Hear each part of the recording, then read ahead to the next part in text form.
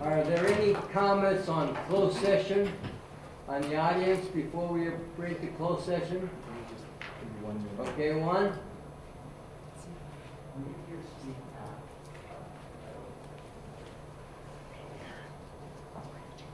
Okay, we'll wait.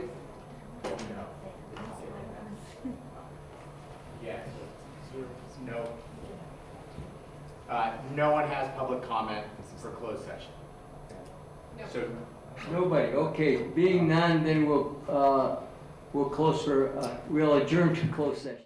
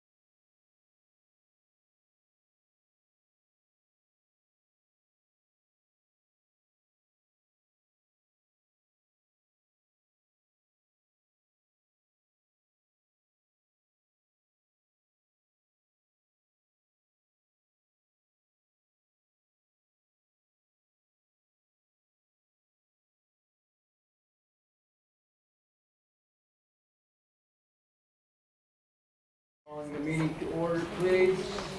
Roll call, all board members are here. Welcome, Ms. Ramal Dahl, to the Board of Education.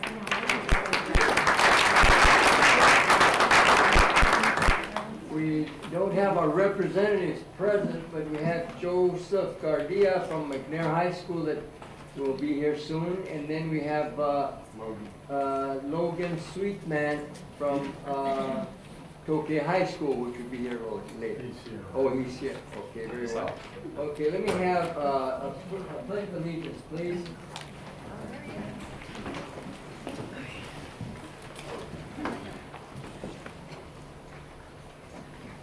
Salute. Allegiance to the flag of the United States of America and to the republic for which it stands, one nation, under God, indivisible, with liberty and justice for all.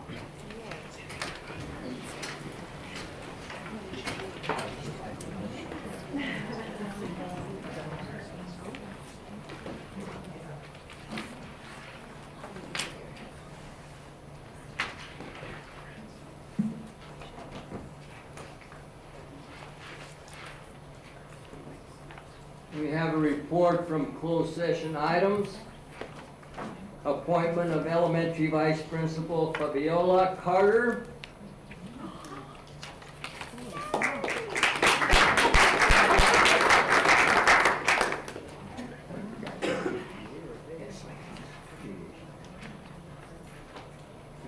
Susan McFarland motion. Ms. Ramel Ball second. That we approve the appointment of Fabiola Carter as elementary vice principal. Vote was 7-0. Appointment of elementary vice principal Elizabeth Vidamontes. Courtney Porter's motion. Josh Strauss second. That we approve the appointment of Elisa Vidamontes as a vice principal in elementary. Vote was 7-0. Appointment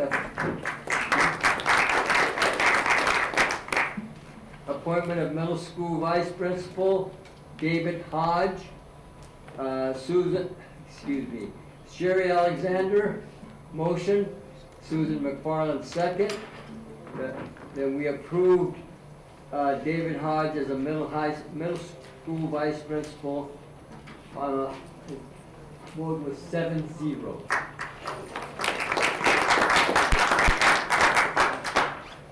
Appointment of middle school vice principal Carlton Wade.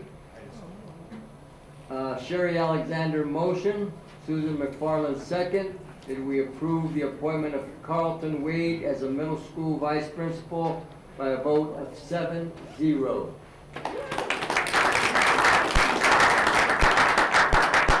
Appointment of high school assistant principal Moshin Kishamuri. Gary Knackset motion, Susan McFarland second, that we approve Moshin as a high school assistant principal by a vote of 7-0. Appointment of high school assistant principal Scott McCullum.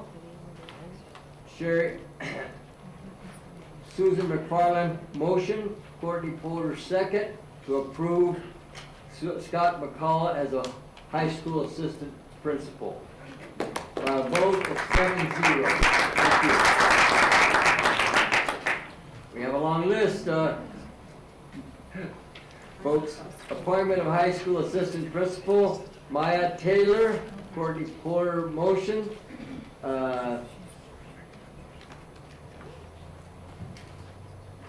You know I abbreviate, what's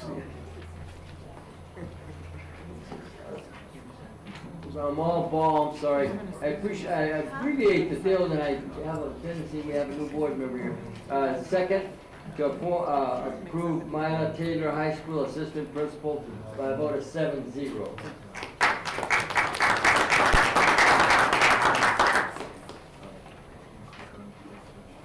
Appointment of high school assistant principal Alicia Wong, Ramel Ball, motion, Courtney Porter second, that we appoint Alicia Wong as a high school assistant principal by a vote of 7-0. That concludes our appointments for administrators. We have a placement of non-public school students. Jeff Stroh motion, Susan McFarland second, that we approve the placement of new non-school public students for number 59, 121, and 122 by a vote of 7-0. That concludes our closed session items. Thank you. Start with our recognition. We have a recognition by Douglas Kuhn, your representative, or? Yes, Doug Keene is here, and he is at the podium. Thank you. I know it's a tough name. Yes, it is. I've only Sorry. been the mayor of Lodi twice, so I thank you for I know paying you have. attention. I've met you before, sir. Sorry about That's okay. mispronouncing your name. It's quite all right. It happens a lot. It's been happening since I was a child. All right, thank you. Kathy, Nicholas Washer, would you come forward?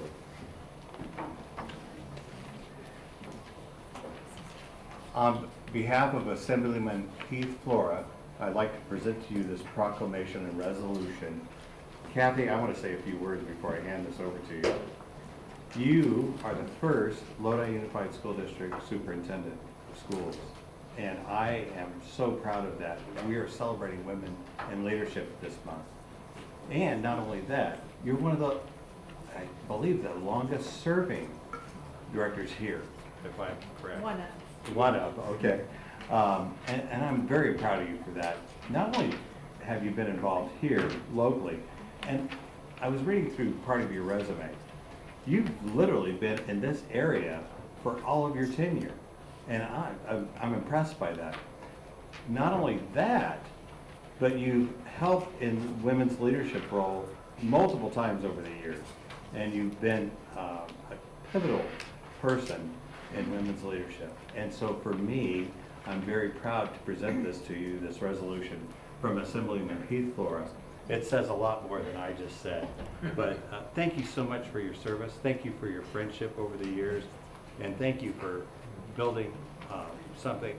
You went through the hardest time I think anybody has had to go through during COVID and the schools and how we were teaching, and you pivoted through all that and you maneuvered through that, and we've come through that now, and I thank you for your service.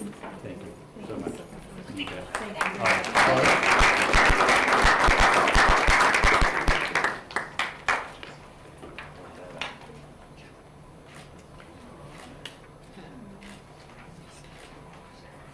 Thank you. You bet. I'm gonna give you a walk. Put it in so you can travel safely. Is this the test, how to get that? Thank you, Doug. Thank you very much, sir. Thank you. Yes.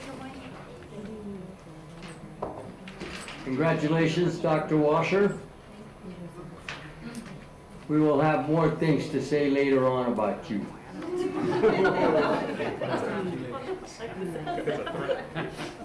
All right, we'll continue on with our board. We're gonna have our superintendent's report, please.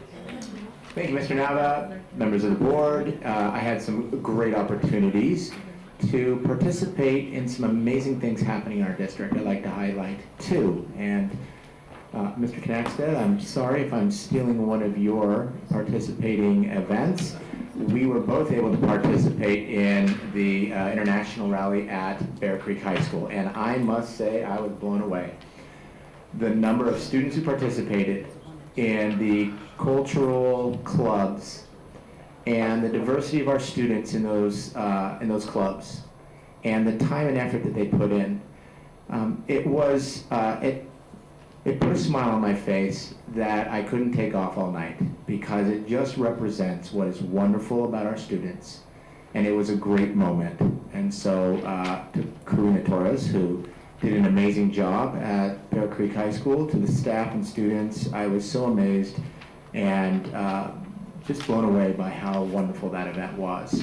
The second, You would have thought a guy who was an elementary principal would have gone to the Ag Venture, which takes place every year. Obviously with COVID, there were some challenges to that.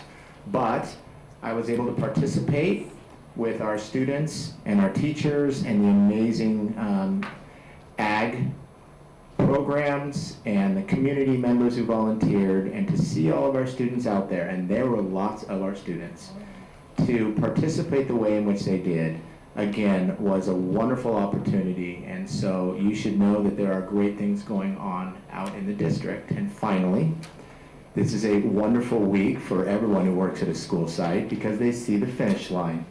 So to all teachers, classified staff, support staff, administrators, parents, students, and everyone, the finish line is close, and it is my sincere hope that everyone gets some important rest and relaxation over the 2-week break. And hopefully it doesn't rain the entire time. So with that, I have nothing else, Mr. Nava. Thank you. Thank you for your report, Mr. Young. Thank you very much, sir. All right, we have comments from student representatives. I understand only we have Logan Sweetman. Hi, Logan. Welcome to OK High School. Yes. Give us our report now. Give us All your right. report. So, good evening, President Nava, Mr. Young, and members of the board. Tokay's student government has been busy with planning new events for the fourth quarter.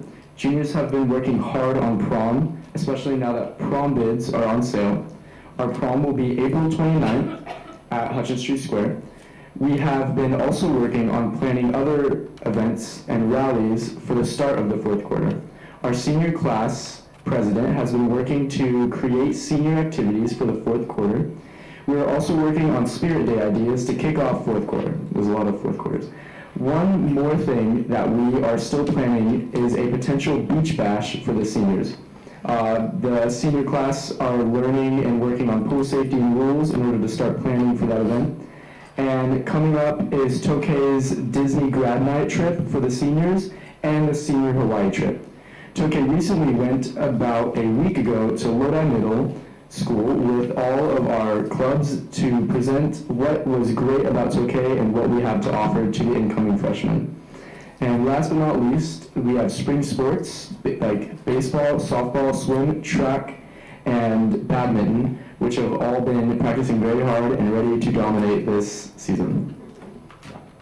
Thank you, Logan. Thank you very much. I'm glad to see that your clubs are going into the schools that are going to feed into Tokay High School, because it's very important to have that articulation there. Thank you for your report, Logan. Any comments from the board? Yes. Yes, Mr. Porter. Logan, can you tell us a little something about yourself? Well, my name is Logan Sweetman, and I am very excited to be continuing to go to school because I love school. And I have an amazing time at Tokay, and I'm going to be doing the 6th grade science camp counseling, which you guys have been bugging me on emails about, so that will be super exciting. And just overall being a very good person. What's your favorite class at Ooh, Tokay? I am definitely an AP art history type of guy with Ms. Castle, and I also love AP English. Very good, thank you. You really know what to say, Logan. Mr. Young, I really appreciate you providing computers for the reps. I know that was the last meeting you were lost a little bit where we were, and you took it upon yourself to make sure that happened. I really appreciate you doing that effort. And Logan, thank you very much for coming down. Thank you, Mr. Porter. All right, next we have comments from the public. Please state your first name and last name before starting. A 20-minute time period has been set aside for the public to address the board on items not listed on the agenda. Each public speaker should limit his or her comments to 3 minutes. The board cannot engage in dialogue about public comments because of restriction placed by the California Brown Act. Public speaker's time, the light will stay solid for the first minute and two.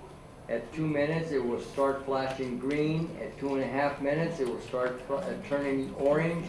And at 3 minutes, your time is up. Okay? So we have some cards here. Thank you, Ms. Alexander. Colleen Guidi, first speaker. Hi, Colleen. Good evening. I see a lot of familiar faces. So hi, friends. Hi, my name is Colleen Guidi. I'm here tonight to briefly speak about the Review Board for Excellence in Teaching. I am proud to be a committee member. Some of you know it as RBET. And what we're going to speak about tonight is just a few things. About 6 years ago, we were tasked with several pieces. One was to create a career pathway for teachers. We're proud to share that we currently have 27 master model and teacher specialists that are delivering PD to our teachers. We're getting positive feedback from our teachers and our administrators. And we are ready and willing to throw out some more applications and hire some more anytime. We were also tasked with innovating a teacher evaluation system. Not gonna lie, the pandemic threw a little hiccup in all of that. But we are happy and grateful that our pilot evaluation system was given an extension. It currently expires in June of 2024. We're using that additional time to gather some meaningful data in order to make recommendations so that we can, let's face it, update our outdated evaluation system. We were also tasked with compiling an individualized professional development system for teachers. Some of you know it as an IPD. An IPD handbook was created, briefly negotiated, but it's not moved forward yet. I'm kind of the queen of yet, power of yet. All of our MOU tasks were addressed, but we've got more work to do. We know we've got more work to do. And that's where we're here tonight asking for some help. We realize that negotiations are necessary. We don't want to interfere, we don't want to get in the way. But we do want to support with recommendations from our very well-balanced committee. We are a committee that's balanced with administrators and teachers, ranging from kindergarten to 12th grade. So we have a lot of different stakeholders with a lot of different perspectives that are really only looking out for the best needs of our students. Bottom line, our work isn't done. We have an evaluation pilot that we'd like to oversee next year. We've got career pathway teachers working, and we want to get some more. We want to keep cultivating them. And we want an IPD system, but we need feedback. We need feedback from our LUSD cabinet, and we need feedback from Leah. We realize that. And hopefully, we can find some middle ground and create some ideas so that maybe one day we can take a step forward. We aren't expecting these pieces to be solved overnight. Good things take time, and the best things take even more. Darn it. I appreciate all of your time. Thank you, everyone. Thank you, Ms. Reedy. Melissa Shepherd.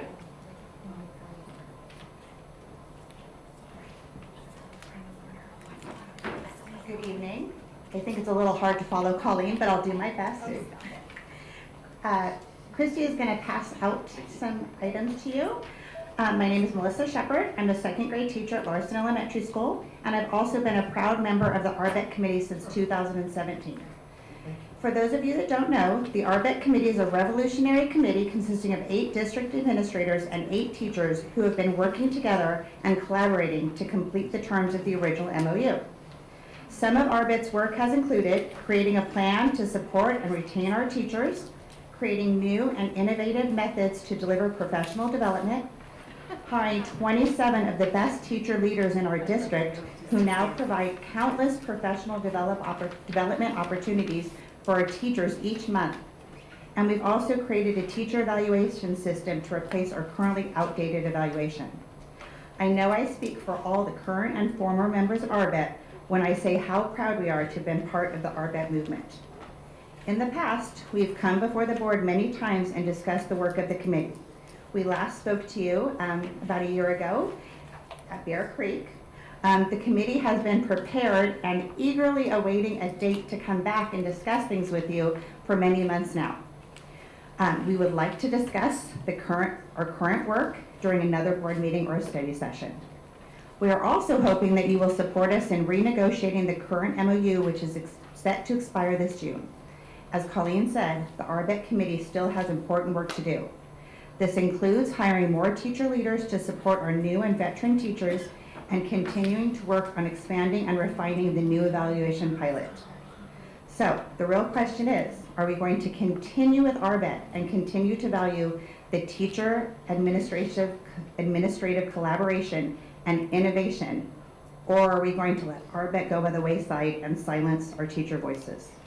Thank you. Thank you, Melissa. Thank you for your time. Karen Jackson.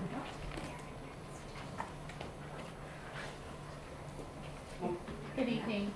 My name is Karen Jackson, and I am a special education teacher at Orchard, and I am also on RBEC, and that is what I am here to speak to you about.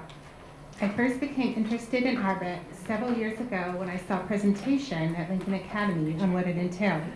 Mr. Young, I believe you were on the committee at that point, and certainly were part of the early innovative teamwork that brought RBEC to fruition. I was highly impressed that the evaluation system for teachers was thoughtfully planned out and based on a rubric-based system versus the more subjective system LUSD had in place. The rubric is based on California Standards for the Teaching Profession, or CSTPs. Equally impressive is the fact that LUS teachers who excel in their craft have an opportunity to share their skills and knowledge with other teachers through the Master, Model, and Teacher Specialist program. These teachers provide professional development opportunities to other teachers within the district, improving educational outcomes for all students. I would also like to mention that LUSD has a golden opportunity to highlight RBEC as part of our recruitment and retention efforts. When candidates are looking at which districts to teach for, LUSD stands out as being highly innovative as well as supportive because of the RBEC program, but only if people know about it. As a special education teacher, I'm concerned that we have about 53 special education openings for next year out of a need of about 150, if my count is correct, when we're fully staffed. Information about RBEC needs to be a regular part of recruitment conversation. The same can be said for retention. Teachers want to stay where they are supported and valued. Having RBEC PDs marketed more aggressively will cast that wider net of support. Thank you for your time. Thank you, Karen. Jen Castle.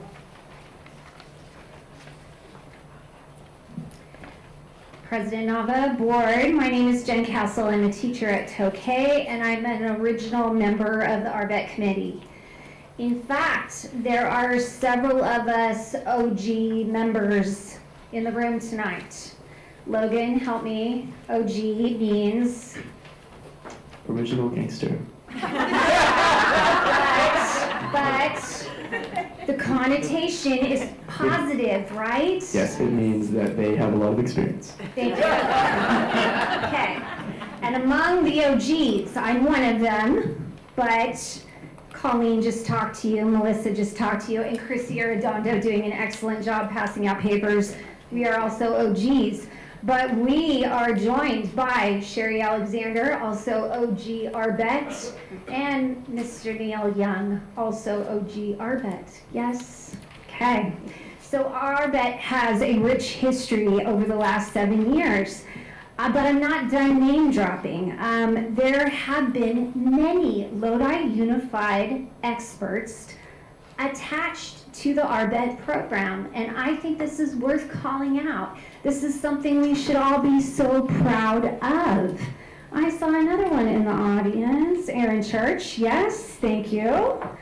But there are more. Do you realize among our teacher career pathways, we have people like Jen Buck, a hardworking Tokay science teacher who helped for many years with the NorCal Science Festival. And she is one of our teachers who mentors new science teachers in our district. We have Rachel Flanagan, a teacher at Elkhorn, who helps out with STEM tremendously also. We have math teachers, Cam Long, Paige Blevins, who help out with UDL and math. We have Beth Pittman, who is a national level presenter.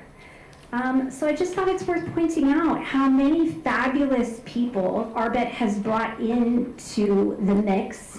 And this type of collaboration is really something that we should be doing across the district. This should be happening more, not less. The ability of teachers and administrators working together and honoring your in-house expertise, this is magic, okay? We should be doing this more, and I appreciate your time. The matrix that was handed out to you shows the titles of the PD that have been offered by these experts, and it also shows a nice little crosshatch matrix of what CSTPs have been covered by these presentations. So thank you for letting me honor all the wonderful people that have been attached to ARBET over the years. Thank you. Thank you, Jen. Lori Solis. Good evening, I'm Lori Celeste, and I'm not on the ARBET committee, but I'm actually a master teacher working under the ARBET MOU. So I'd like to share my perspective. As a master teacher, I facilitate professional development experiences with district teachers, as well as coordinate with my principal for PD on-site. It's extremely important that teacher-led professional development take place. We are in the classroom and bring a specialized perspective to trainings. Each teacher leader currently working in ARBET brings unique talents, strengths, and perspectives that are their own. This offers a rich and personalized professional development experience, which improves everyone's teaching, which in turn improves student learning. Personally, I'm a National Board Certified Teacher in the area of early and middle childhood literacy.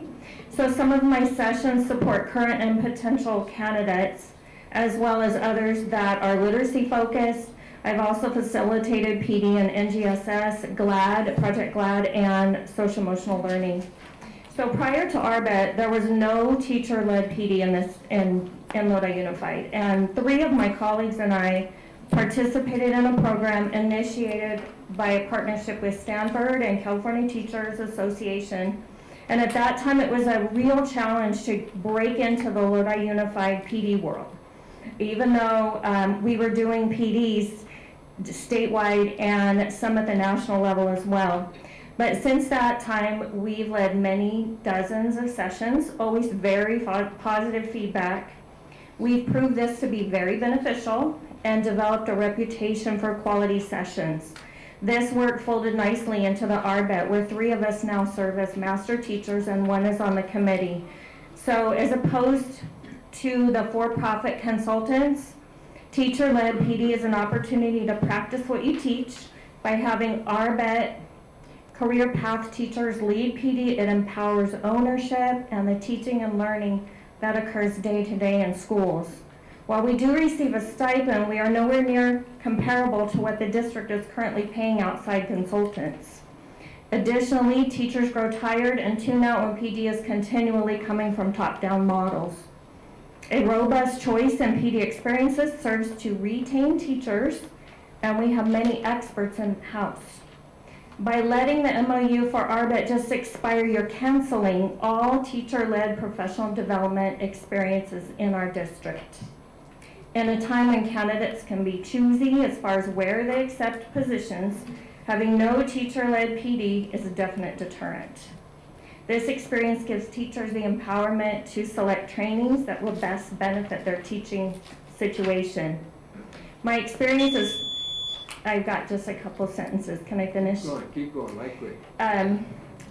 My experience as a national board certified teacher and literacy trainer allows potential candidates to have that opportunity to know that this type of support is available should they choose Lodi to come to work in. Other career pathway teachers have other areas of expertise equally as appealing to those that we are seeking to recruit and retain. We have some really talented people out there. It's quite humbling to be with them. Also, this information that this MOU expires is not known to the teacher, model teacher, master teachers, the teacher leader group. And I think it would be the ethical thing to do is to let them know that this is a possibility. Thank you, Lori. Thank you very much. Kelly Hanston. Good evening. Welcome. Nice to have you. I'm a teacher, sixth grade teacher at Julia Morgan. I am not a member of the RBET committee. But gee, Beth Pittman just taught me teaching tolerance through books today. I enjoyed every minute of it. We demanded that she do a second one because we want more.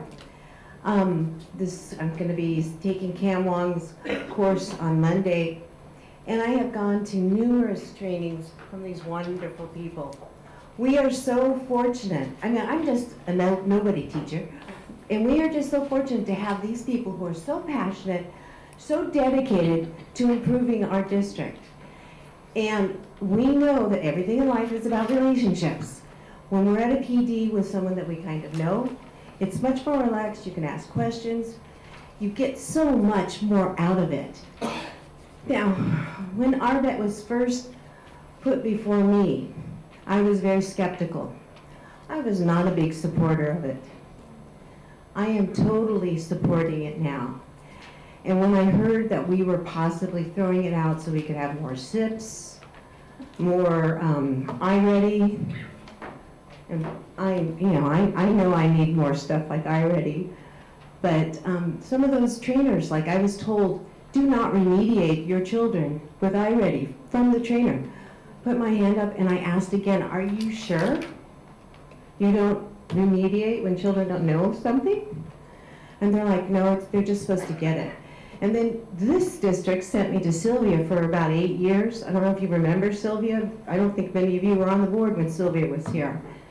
And it was about how in third grade we have a huge drop before they get to sixth grade, that just down, down, down, down because we don't remediate. So I'm like, that's counter to what I just learned, but that was counter to what I learned the 6 years before that, counter to what I learned 5 years before that, and counter to what how it goes.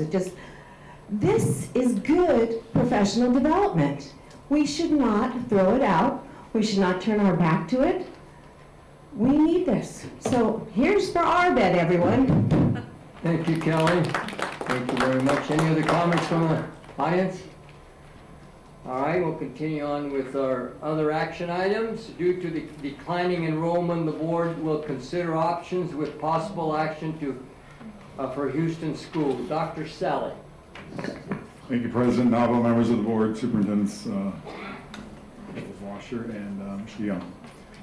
This evening, I'd like to ask two of my colleagues to come up, our area directors, Mr. Peter Lambert, who is relatively new to Lodi. I'd like to welcome Peter to our board meeting, as well as Dr. Rafael Ceja, who you're familiar with largely from LCAP presentations and a few other things. These two gentlemen are leading the schools in the north area of our district, Area 2, and they have met with the communities twice as far as the Houston community to discuss the situation around enrollment and possible changes to the Houston environment, and also met with staff on another meeting.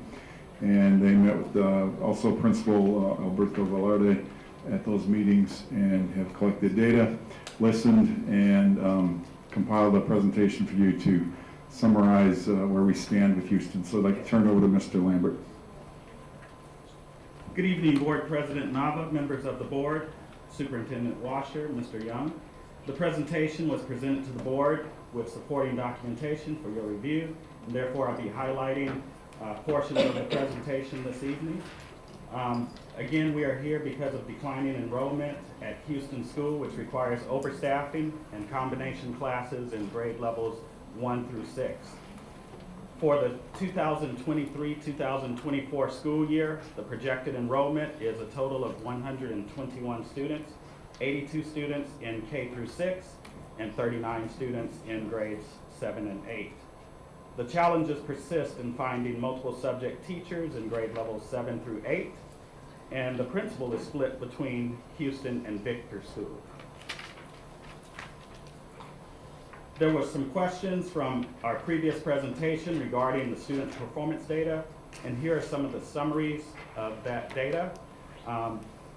the CAS, the California Assessment of Student Performance and Progress, DIBELS, the Dynamic Indicators of Basic Early Literacy Skills, and also our iReady math scores.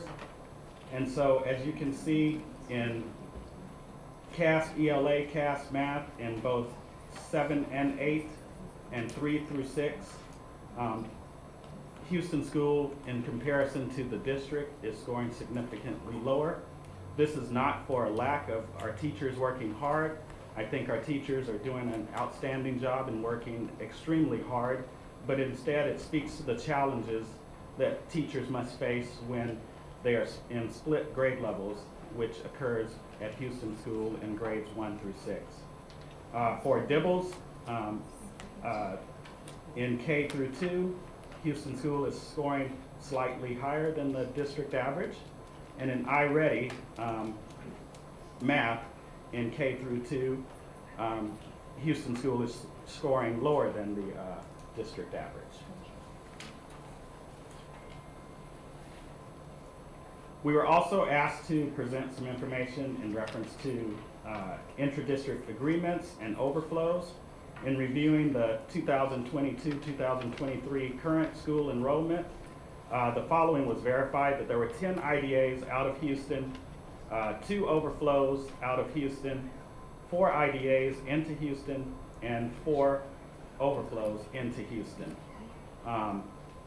This is based on our 24-to-1 ratios in K through 3 and our 30-to-1 ratios in grade levels 4, 5, and 6.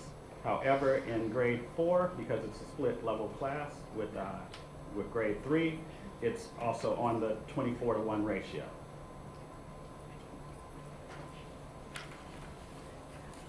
We held community forums. There were 2 community forums and 1 staff meeting held on February 1st. 29 parents and staff were in attendance at the community forum.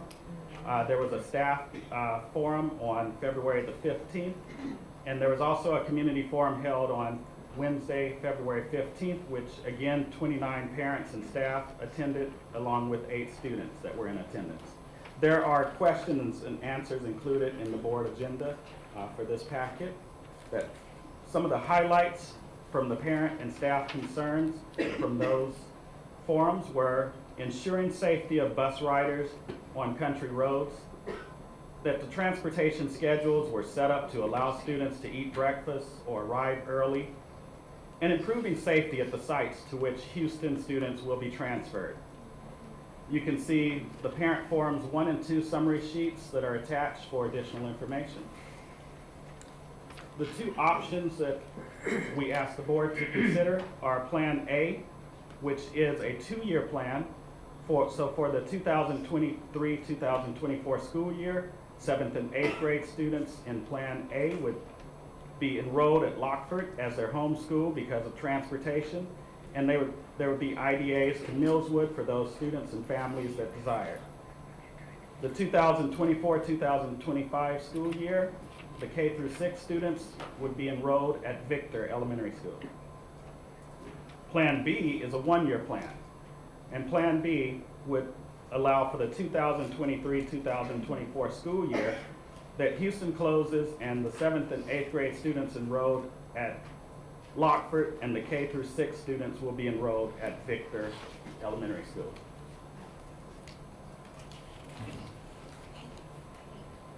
The next steps that we have, should these plans be implemented, would be to invite the Lockford principal to meet with all the families that would be going to Lockford, to invite the middle school students to Lockford for a site visit, to invite Houston students to visit Victor Elementary School, and to provide additional counseling and mental health support for any students that need it on an ongoing basis. We would also hold parent meetings to support the transition, and we'd work with facilities and planning department to prepare Lockford and Victor campuses for the increased enrollment.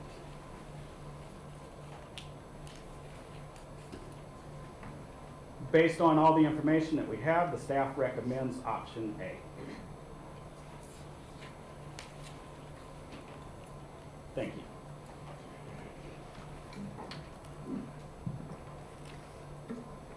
Thank you for your report, Mr. Mingo. Any comments from the board comments? A couple of questions from Mr. Okay, Knaxton. so, tell me where I'm wrong here. We have, what I think I'm seeing is declining enrollment, a whole lot of combo classes. It's a foregone conclusion, I think, that we are going to close Houston at one point. So why are we not just going ahead and ripping off the Band-Aid and doing it for the 23-24 school year, which is option, 2, I guess. Why are we leaning towards option 1 instead of option 2?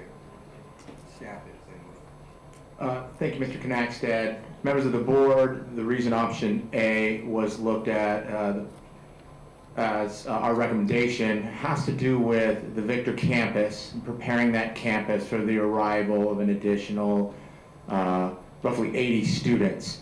We want to make sure the facility is ready, and we want to make sure that transition to that facility works in a way that supports Victor School with that additional number of students. So the 7th and 8th graders would be going the first year to Lockwood, to Lockwood. Yes. In option A.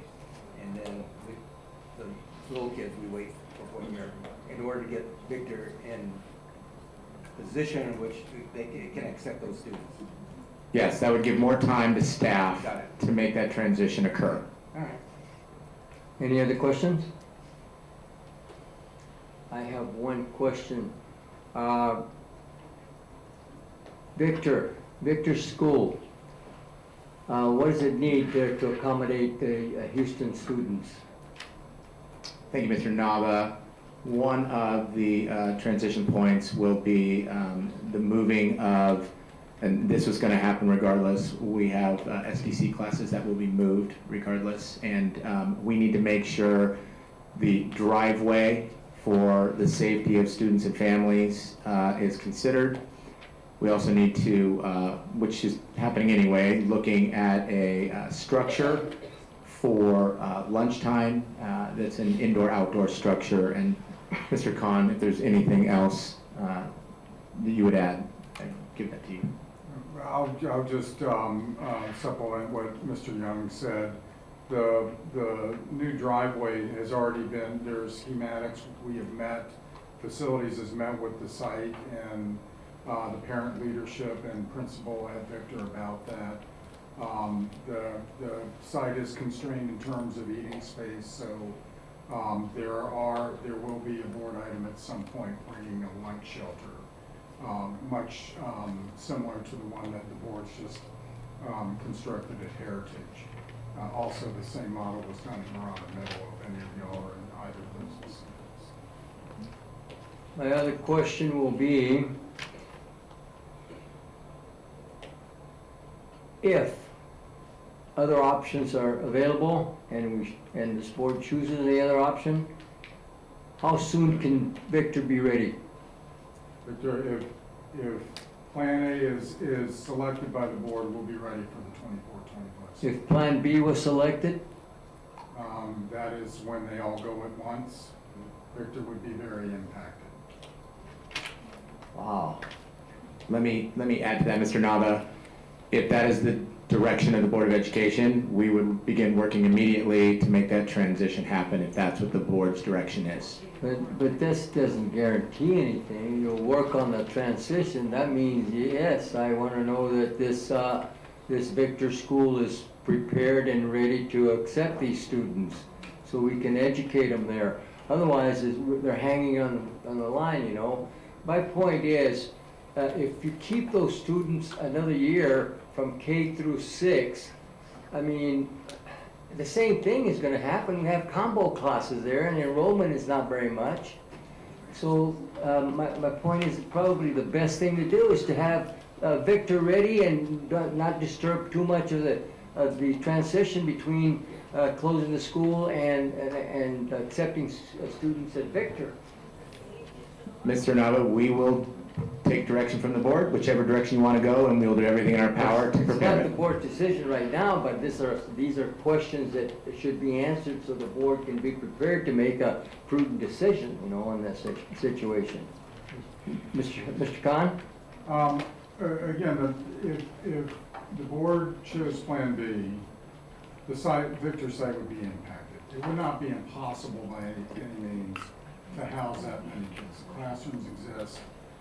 There may be multiple lunch periods, there may be meals in classrooms until we construct the lunch shelter.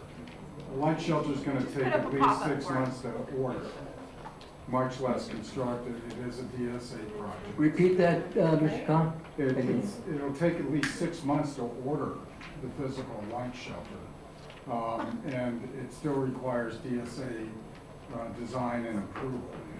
So we would be ready by the 24-25 year with the lunch shelter in place, with the new drop-off and parking scheme in place. But I think market constraints would not allow for those items to be completed by the time school started. Thank you, Mr. Khan. Any questions from any of the board members? Yes, Mr. Porter? I just need a point of clarification. Are we making a decision tonight? Because I'm hearing we're not making a decision tonight from Mr. Nara. I did not say that. I assume that I heard that. I apologize if I heard incorrectly. We are bringing this forward for you to consider action. Okay, Thank you very much. Now, with that being said, I know that you were looking at Millswood earlier for 7th and 8th grade, is that correct? We did look at both Millswood and Lockford School as the middle schools. And you chose Lockford for what reason? Yeah. Mr. Porter, members of the board, when we looked at transportation and the routes that exist, we know we can have transportation to Lockford School. As well, we know it is also a country school environment, and for that reason, that is why we brought that recommendation forward. My next question is, the test scores at Victor are good from what I remember. I hope I remember correctly, but I'm not remembering all about Lockford. Are they better than what we see from the report card from Houston, Mr. Sully? Yes, we have, in the last presentation, the Victor scores were available. They do perform quite a bit better than Houston by grade level and by assessment as well. Lockford also outperforms on average the Houston score. And the number of combo classes at Victor? The Victor, I believe there's a combo class at Victor. You have 1. eight? One. And. Sorry. One. Sorry. I'm getting older. I'm not hearing it. Now, if more students are brought in, would they have to have combo classes? Do you foresee that? I know you don't have a magic wand. Actually, it would help to alleviate the need for combo classes. It wouldn't, as at all of our schools, it's always a possibility depending upon the grade level.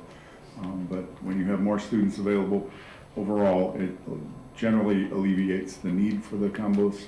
So potentially, it could result in more straight classes than the availability or the requirement for combos. And then my final question, if the board decides to go with, I believe it's option B, where we go directly right into it, is that correct, Mr. Nolan? That's correct. If we go option A, if the board decides that, where we give them a year's gratis and allow the school district to create better facilities at Victor to deal with the enrollment, what do you think is going to happen during that hiatus time that year at Houston School? Do you think parents won't this summer already make plans to move? I mean, you could be looking at a ghost school. We did have a survey. Overall, there were a few families that would choose to seek an IDA, but it was, I don't know if we have the data at hand, but it was probably in the teen percentages Yeah, well, you only had 29 people there, I believe. You only pick and choose what's important. We did put the survey out to the entire community online. It wasn't simply the people at the meeting. And what was the amount of participation in the survey? Do you have the number of the, we'll have it here in 1 minute. Dr. Sayah's got it. Thank God for cell phones, Dr. Sayah.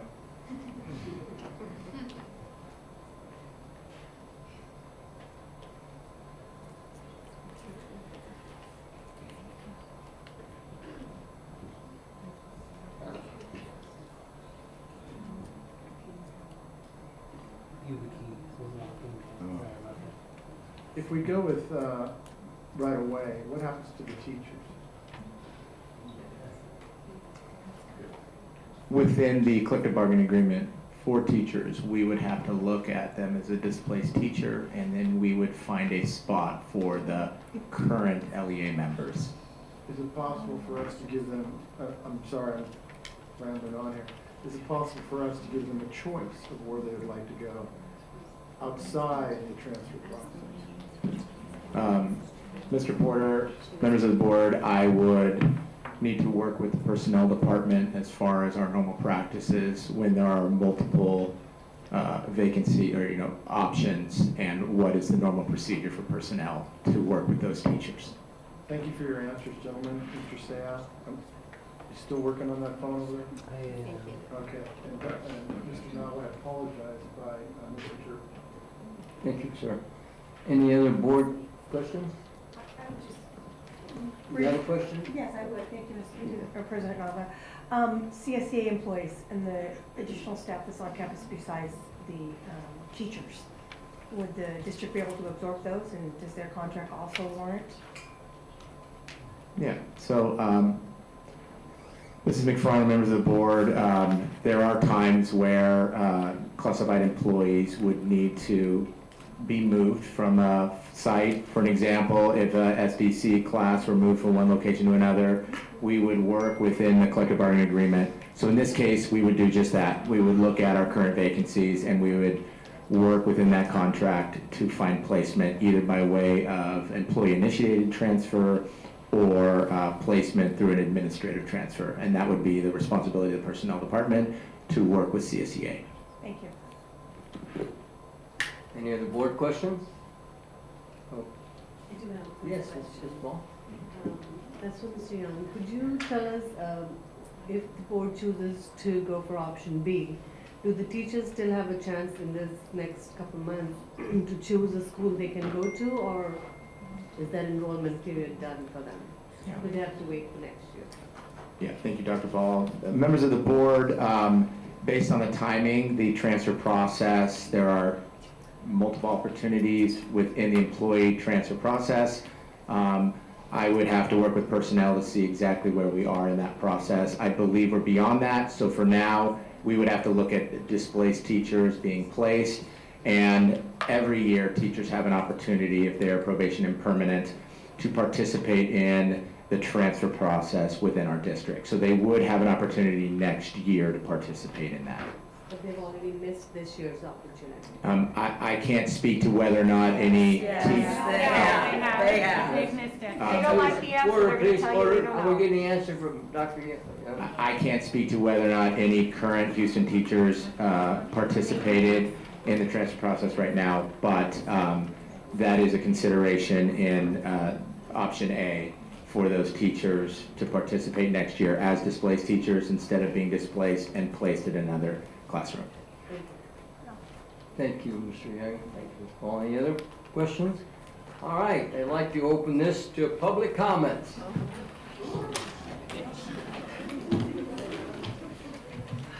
Lisa Grassi, Houston school student, or parent. Mr. Knackstead, looks like you've already made your mind up. Mr. Porter, looks like you've already made your mind up. I have not made my mind up. No child left behind unless it saves a couple bucks, right? If a decision's made tonight, make it a no, or you owe us an answer to the questions we've been asking. Mr. Nava, thank you for finally getting some of the questions answered that we've been asking about where our kid's gonna go. There's no room for them. Let's just put up a pop-up. My kid can get ripped out of a cafeteria and eat outside under a pop-up, right? Our kids don't matter. That's what you're telling us. You guys have told us that you have a duty to this district, fiscal duty to this district, right? No, you don't. You have a duty to every single child in this district, to their safety, their health, their welfare. And why is mine being left out?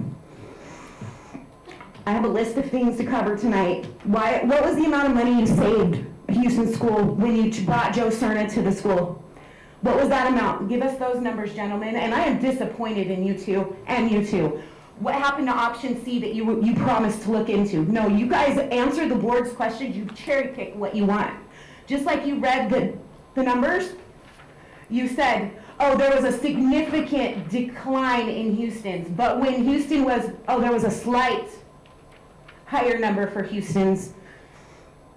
Sorry, I'm upset. Houston's number on testing. You cherry pick everything you say to make it look good for the board. I'm very disappointed in you, gentlemen.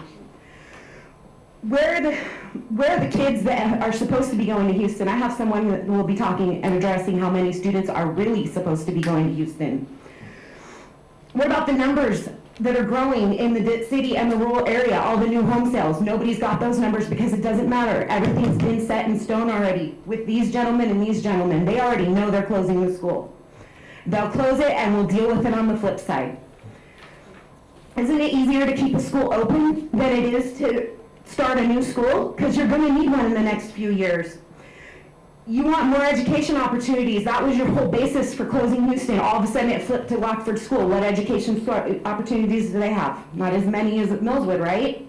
Everything has been an excuse.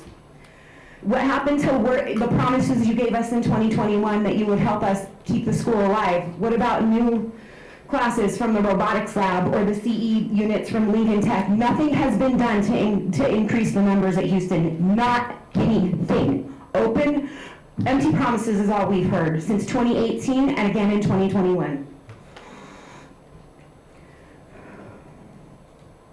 How many kids are going to die walking to those bus stops because you know that there's not enough buses in Houston? There's not enough buses in this district. How many children have to die like they did at those school hubs walking to Houston to catch the bus? How many kids are going to die? Thank you.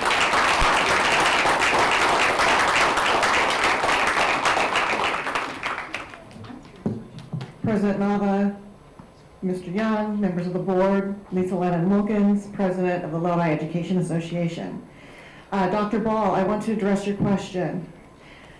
The transfer process started in February. We had our first round of interviews. It's a 3-step process. The second round is going on. Teachers that what happens is when schools get their numbers as to how many students in each grade level, how many classes in each grade level. Prior to that, we have a what we call a site shuffle. So teachers that are leaving, that are retiring, those classrooms open up, other people on the site can move into them. Then when we've got these openings, those go on to the transfer posting. We have our first round of interviews. Teachers can take those positions from other sites, can go to other sites, interview. Now we have another site shuffle because you might have had some of your teachers decide they want to go to another site shuffle. The classrooms that are open are given to personnel in the district. And we have our second posting, which is going on right now. We do have a third posting, and that will happen in April. Most of the time, that is only for special ed students. However, there have been the third postings where we've seen general ed openings on there. It doesn't happen as often. So basically, what's going to happen is, and this has happened to me, is you become a displaced teacher. Based on your seniority, you can choose an opening at a school, based on your seniority. So this personnel will say, hey, okay, we have openings here, these schools for if you're an elementary teacher, if you're secondary and you have a single subject, here's the openings for you to fill in. My concern, and Dr. Ball brought this up, is that the teachers now are going to be what we call displaced teachers. And we're going to have very few displaced teachers this year because, quite frankly, we're short a lot of teachers. So there aren't going to be very many displaced teachers. But if we go with the second plan, then those teachers at Houston, those 4 teachers, will become displaced. Somebody else asked, are there teachers at Houston who have been participating in the transfer process? And I can tell you that I know that to be true. And if you have any other questions, Dr. Ball, feel free to contact me. Thank you. Thank you. Good evening, Mr. Young and school board. Every time we have a school closure, it seems like the schools that don't have the parents to come and speak for them kind of get the short shrift. But I was looking at the 2-year plan, and I was thinking of something that we did about 25 years ago at Sutherland that was very helpful when we had combinations and a lot of children who were not achieving. And we hired temporary teachers who were young teachers who came in and were grateful for a job. Hopefully we can find them. But they co-taught with the teachers. And I went and saw a wonderful system down in San Diego where they actually had 3 teachers teaching in the classroom. And they were making tremendous gains with a very low achieving school. We have a semi-opportunity here with this change. So can we look at a way to make this into something so positive for these children that they have incredible growth? Because we all know, number one, our children are coming with all the COVID deficits. And it's very hard to bring them up in general when, and then with the stress of what's happening with the Houston children. I just think that if we do the 2-year plan, we find a better way to support the teachers and the students, especially if a lot of the students are ESL students, and do what we can to make the best of a combination classroom. I've been coming here and speaking forever about the detrimental results of combo classes. And it seems like we always pick money over children.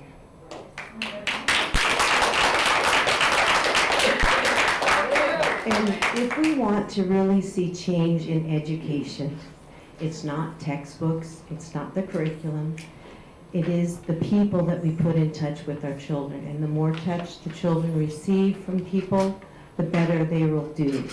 So this is a horrible situation, but let's make it the best year for those kids who are still in that school. Thank you. Thank you. Lori Celeste, again, I live in Lockford, and so there was a few things that kind of concerned me. The first of all being that when we listed the test scores, there were some statistics left out, and one being the, unless I missed it, one being the percentage of EL students at each one. That does make a significant, that is a significant factor in the test score. So I feel like the statistics kind of showed this part of the picture. Also, as a Lockford resident, I encourage you to drive to Lockford School when they're dismissing. I had to take some bereavement time recently, and it's a small community. There's a state highway, there's kids, and there's crossing guards helping them, but there is a state highway, and now we're bringing more students into Lockford. And it's packed all the way down Tully Road. There's cars lined up, and kids, they do the best they can, but the kids are, all over the place. And then another concern, I have 2 grandchildren that are not quite school age yet. My grandson will be a kindergartner next year, but is not enrolled in Lockford School yet. I have a lot of family in the area of Lockford, but there's a pattern of closing country schools in this district that greatly concerns me. It's a community place.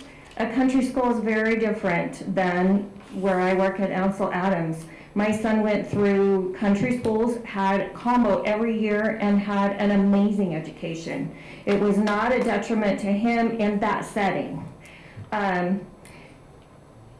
Also, Lisa addressed the displaced teacher, but also the declining enrollment. So we're talking about declining enrollment. I can tell you that when parents get wind that their school may be closing, they're gone. They're looking elsewhere because they don't want to be caught in that mess. So there's your declining enrollment. And then talking about the buses, I drive down Jack Tone Road every day to school, and I've contacted the district on this. There's a bus stop right at Live Oak and Jack Tone, and I encourage you, drive down Jack Tone Road. It's a busy country road, and we have kids standing out there. And my daughter-in-law, she's an administrator in another district, says it freaks her out to where she won't go that way anymore to go to work to Stockton, well, Lincoln. It's Jack Tone and Live Oak, and now we're talking about more country bus stops. So I'm really concerned about that. People drive around these bus stops.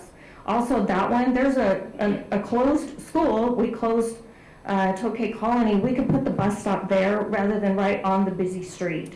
So those are my concerns with this. Thank you.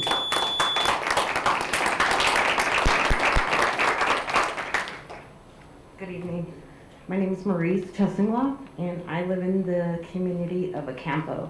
I have been there for 15 years. I have a daughter that went 8th grade there, came from Stockton Unified, which was a disaster. We came to Lodi Unified, and it was a blessing. She went to Houston, went on to Lodi High, went to college. My son went K through 8 to Houston and is now a junior at Lodi High. And our littlest one is a 1st grader, and I wish that she would be given the privilege to attend Houston and stay in our country school. Shipping her elsewhere, that's not gonna solve any of our problems. The bus, unless you guys are gonna bring a bus into the Arbor, where I manage the Arbor Mobile Home Park, where since January of 2020, we have sold over 45 homes. I can't give you the logistics on how many kids are per home or how many families, but we are a family community, not a senior, not an adult community, but a family. Out of 45 homes, you have to think that there are children, babies, that are gonna end up having to go somewhere. And without our school there, and then there's no, some families do not have the means to transport their children into Lodi, into Victor, into Lockford. Some of them barely can make it down the street to Houston. And unless you guys are gonna bring a bus into the park and pick up those children, it is very unsafe to have them out on that frontage road. And I would hate for another child to be hit and killed, because that has happened. And it has happened since I've been there in almost 15 years. And it is very unsafe for our kids to be down that frontage road walking even to Houston. So this is more than, you know, your guys' statistics on how to save money. It's about these children, and they are the future. They're the ones that are gonna sit here in these seats someday. And without you guys caring about what happens to them, it's a complete failure. And it's a failure in all your guys' behalves, and I really wish that you guys would take a moment to look past the monetary and really figure out what's good for the families and keep our country schools alive, because it is a way of living and it's what we choose. Anybody can transfer their child into a school in town, but they don't do it because they want to stick to the country. They want their children to grow up a certain way. That's why they live out there, and that's why they send their children to that school. And the decline in enrollment, that's because of 2018. I came to the meeting here, and ever since then, these families are afraid to put their kids there because they're going to be displaced anyways. You guys have to come up with a better plan. Thank you.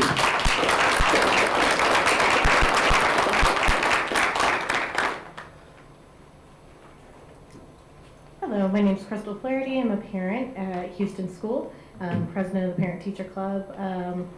A lot of the numbers that have been given to you guys in the past, we've had to correct because there was a lot of misinformation given to you.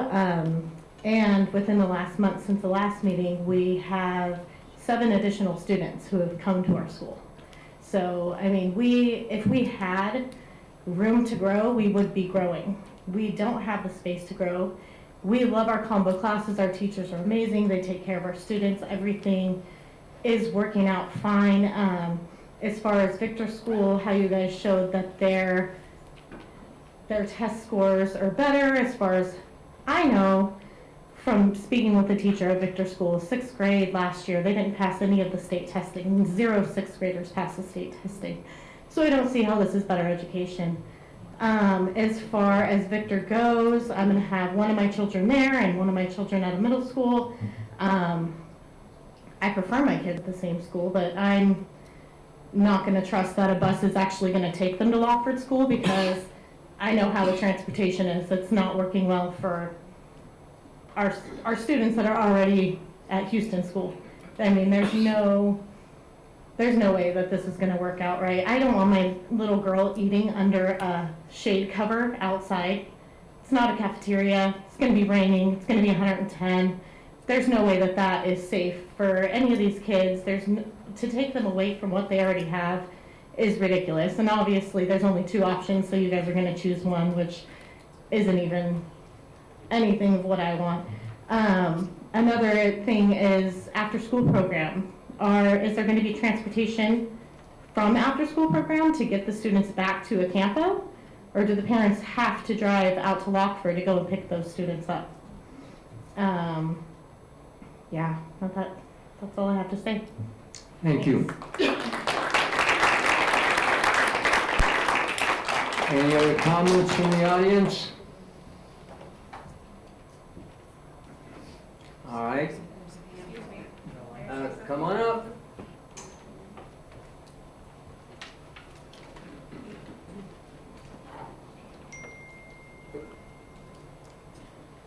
My name's Barbara, and I live in the community. Barbara what? Barbara Mariano. Thank you.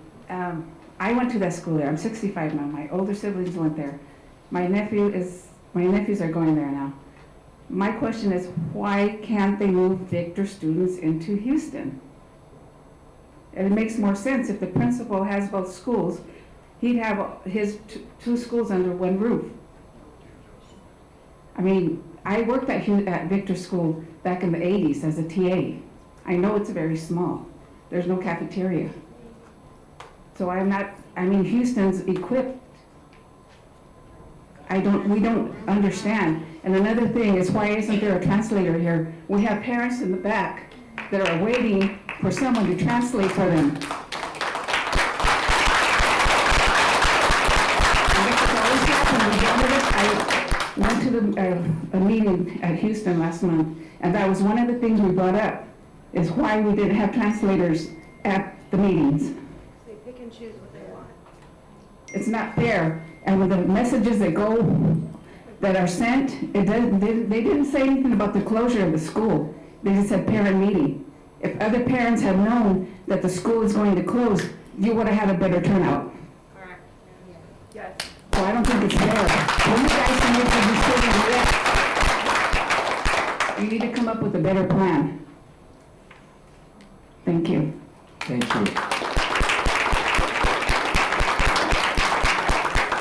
Any other comments from the audience? Mr. Young, I have a concern, okay? I know that the population, I'll talk to him in a minute, okay? I just want to make this point before I forget. I have a concern. We do have a large population of Hispanic people in that community. And I'm sure they would like to air their concerns, but they don't come up because we don't have an interpreter. We're not prepared for this. Exactly. Thank you. Mr. Navar, would you like me to respond? Yes, sir, I would. Okay, Mr. Navar, Dr. Seha can translate if any of our families would like an opportunity. I'm a little late for that. Okay, again, members of the board, Dr. Seha can translate for any parent who is a Spanish-speaking parent who would like to make a comment. Thank you, sir. Thank you very much. I have one before you, Desiree.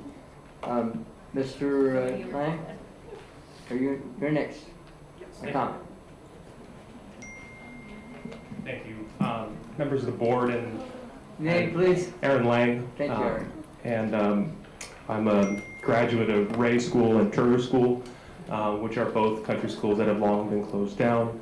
I am very, very empathetic for the situation that Houston School has been in for the last 5 years, because this has been a topic of conversation prior to even Joe Cerna Junior School coming to fill that campus. So I'm very empathetic because this change is very, very hard.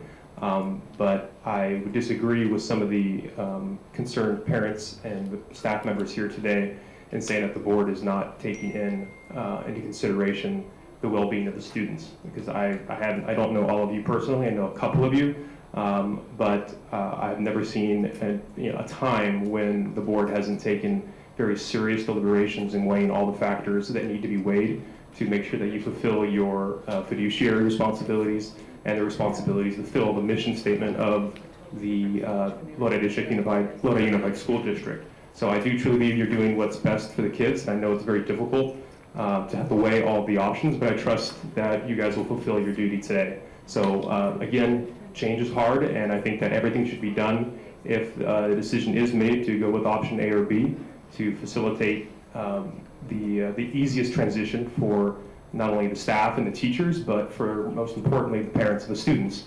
And anything that can be done should be done, and I'm willing to support as well. Thank you. Thank you.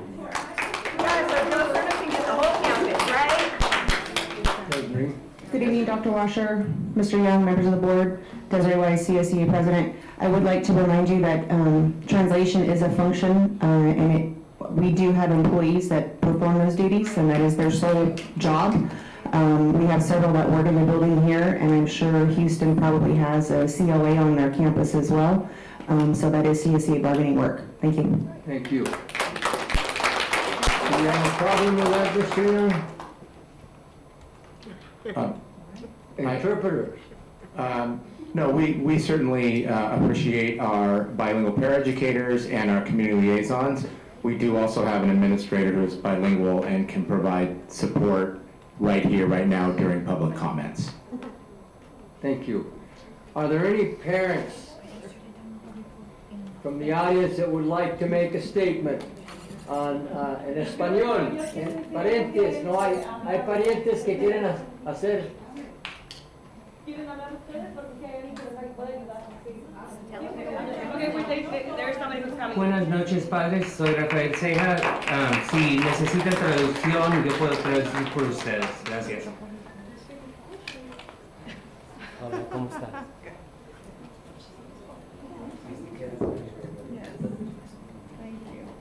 Hi, my name is Lydia Molina. I'm a parent of a Houston student, actually 2 Houston students, one's already in high school. I just don't think it's fair what's going on. I don't think you guys are looking at the students, the health, the wealth of the students. I just think you guys are looking at just to close down the school. It's just not safe. I don't want my daughter going in the bus, having my sister to drop off my kids. I work 8 hours to 12 hours a day. I don't have the time. My sister takes care of my kids. I just think that it's not fair for Joe Cerner to stay in that school. Instead, they should just keep open Houston, bring Victor School, because it's a bigger school. I think it would be better for them. I don't understand. I'm sorry. I'm very upset. Estoy muy decepcionada con la comunidad de la escuela del Lodi Unified, porque no es justo que después de traer a Joe Cerna, todo esto está pasando. Ellos deberían tener más, how can I say, this should be the first priority, Houston school students, not Joe Cerna, not other school. Bring the Victor School to this school. It's a bigger community.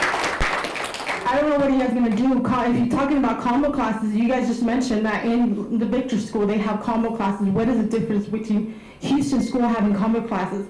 I'm sorry, my kids, my brother have had combo classes, and these teachers are awesome. They're doing whatever they can to help out these children, and they're doing an awesome job. Ms. Handel, Ms.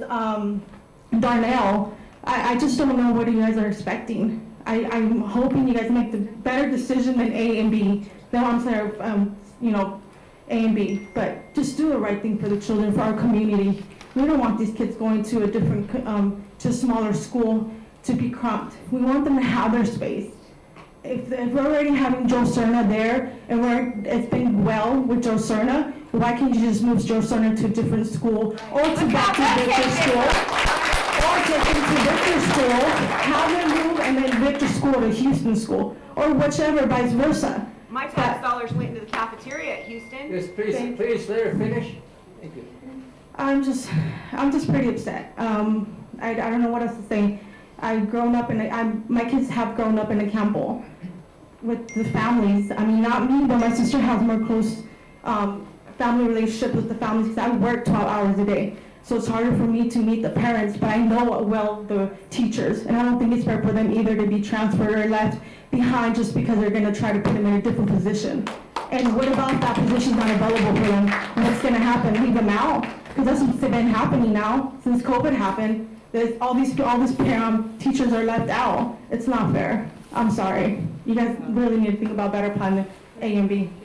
Thank you. Thank you for your comment. Anybody else from the audience like to comment?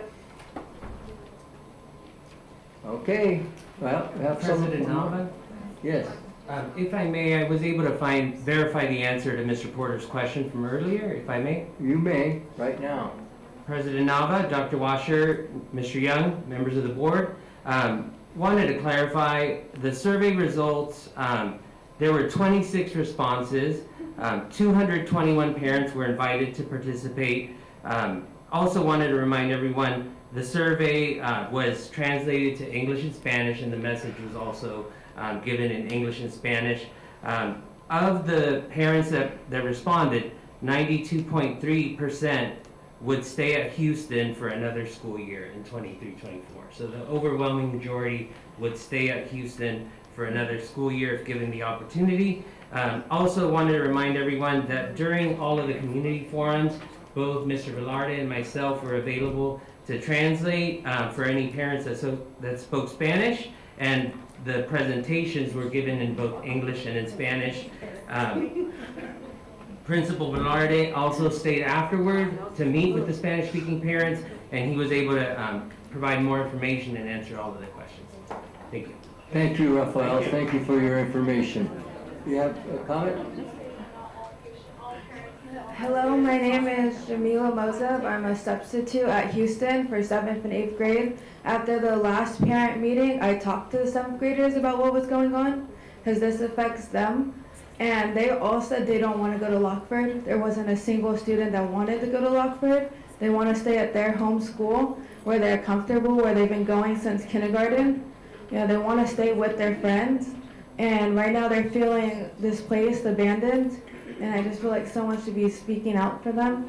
And also about the buses that some of the parents have mentioned. Since I've been substituting, there's been about 6 different instances where the bus came late. And the 8th graders were late to math, and they missed the whole day of math because the bus was late that day. Whether there was whatever issue it was, they missed the whole day of math because of the buses. So that's all I have to say. Thank you. Thank you. Thank you for your comment.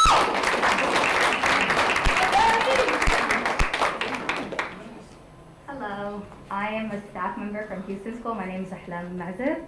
I'm here with 2 students, 7th grade students from Houston, Alejandro and Jose. They wanted to speak out to you guys and let you know how they're feeling. They're a bit nervous, so go easy on them, please.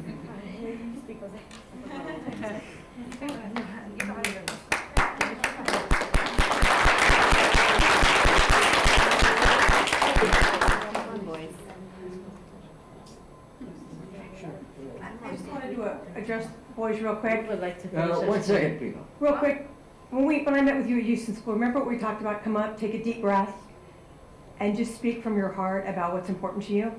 And also when people are listening, so do what you do. Thank you, Ms. McFarland.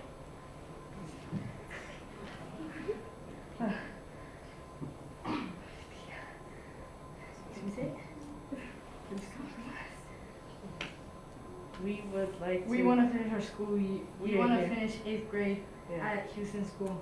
Because we've been going to Houston School for like 8 years since kindergarten. And we don't want to just move to a different school for a year and then just go to high school. We want to finish our school year here. at Houston and then go to a different school. And I think that, you know, there's a sense of community that the kids built up and like a sense of camaraderie that there is. They've been there since kindergarten, you know, and you grow up together, you live together in the same neighborhood. And I feel like taking that away and separating them, going from school to school, different classes, different teachers, I feel like that's like taken away from their mentality, you know? You grow up one way and all of a sudden, like, just because somebody decides on something, you take it away from them. And it's like they get a sense that no one has their back. You're just ripping them out from something that they're used to. And change is difficult. Change is difficult when you're a child, when you're a teen, when you're an adult. Change is difficult for anyone. And for that not to be taken into consideration, especially for kids at such a young age, and like they're still going through it. Their personalities are changing, hormone levels are changing, and they are all changing. So once that is taken away from them and you put them somewhere else, that will have an effect and a mental strain on them. Yeah. Thank you. Thank you very much. Thank you. Thank you, young lady.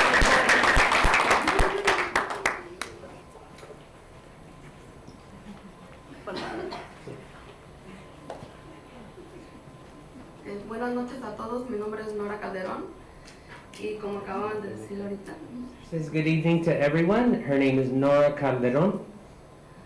Y en lo que estaban diciendo de que el director de nuestra escuela puede traducirnos o el joven, en la escuela cuando hubo la junta supuestamente es lo que estaba tratando, pero el director no nos traducía a nosotros que hablamos español correctamente o exactamente lo que estaban hablando.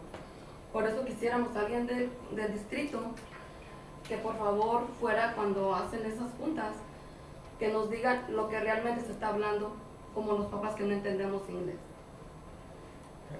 Nora was expressing concerns about the translation that happened during the community forum. It wasn't, or she expressed it wasn't a verbatim word-for-word translation.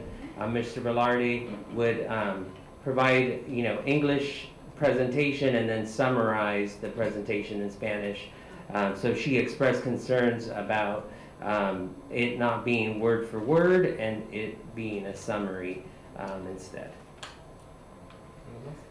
Y tengo un niño que va a entrar a kinder, está contento por su primer año que va a ir a kindergarten y ilusionado porque sus hermanos se graduaron de esa escuela.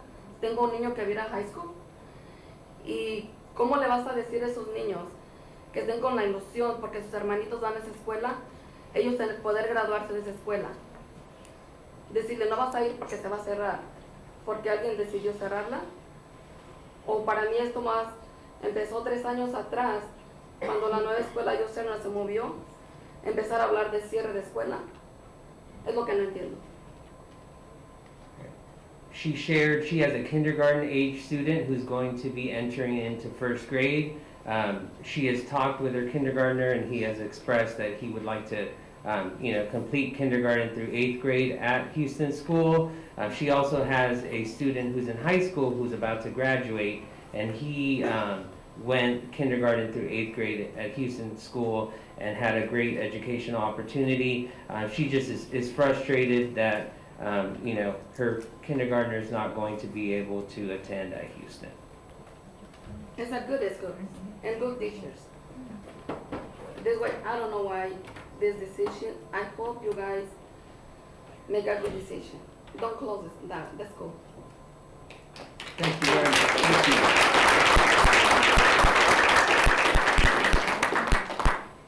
Hi, good evening. My name is Alma Garcia. I have 2 students currently at Houston School. And I have a question on statistics. Are you guys basing it just on state testing, or are you guys basing it on the kids' grades in general? Because I know for a fact, and I graduated high school, I went to college, but I know for a fact when it came to tests or state testing, I got nervous. I mean, I failed them. There was no way you had me in those high statistics, but yet I was a straight A student, but I couldn't take tests. I got nervous and I just couldn't do it. So if your statistics are based in testing, have you guys considered that some of the kids could get nervous when it comes to testing, and that's why the grades, the percentages are so low? Another thing is, I mean, both of my kids, mine, one's in 7th grade, he's been in a combo class I think only kindergarten he wasn't, but other than that, he's been in a combo class and he's always had 4s. So how is that affecting, how is the combo class affecting the kids when my kids have been doing great? And I've talked to the teachers at Houston, and most of the kids are doing great. If any kid is not doing great, it's because they are choosing not to do the work or not to do what they have to do for their grades to be up there. But every single kid pretty much is passing, so I don't get where you're getting the statistic of the kids being in a combo class not being good for them. I personally, I'll tell you, I never liked my kids being in a combo class, but I've seen my kids learn. I've seen my kids grow. I'm a Houston School graduate myself. So I would love for my 7th grader to be able to go to Houston next year and graduate from the school I graduated from. And it seems like that's not even a choice for them. And another option is, how come it's only Lockford School being an option? How come there's not an option for the kids, especially the kids that know Spanish, know English? How come there's not an option for them to be transferred over just to Joe Cerna? If Joe Cerna's already at that campus, isn't that safer for the kids instead of transferring them somewhere else? Why can't they just stay at Houston School? And if it's all going to be Joe Cerna, then why can't the kids get transferred over to Joe Cerna? What's the problem there? I get it that it's a charter school. I get it there's certain requirements. But I don't think it's fair for the kids to just have to be transferred somewhere else where they could just stay at their home school, and even if it's a different school. Why can't they get that opportunity? Thank you. Thank you.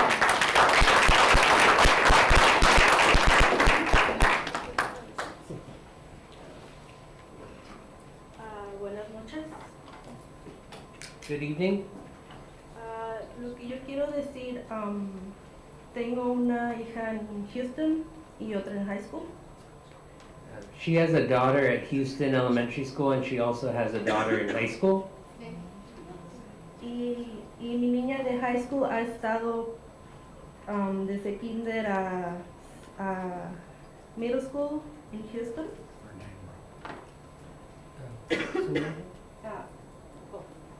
My name is Guadalupe Miranda. Thank you. And she mentioned her high school student went to Houston from kindergarten all the way through 8th grade. Y ella tiene su GPA. And she has her GPA 4.1.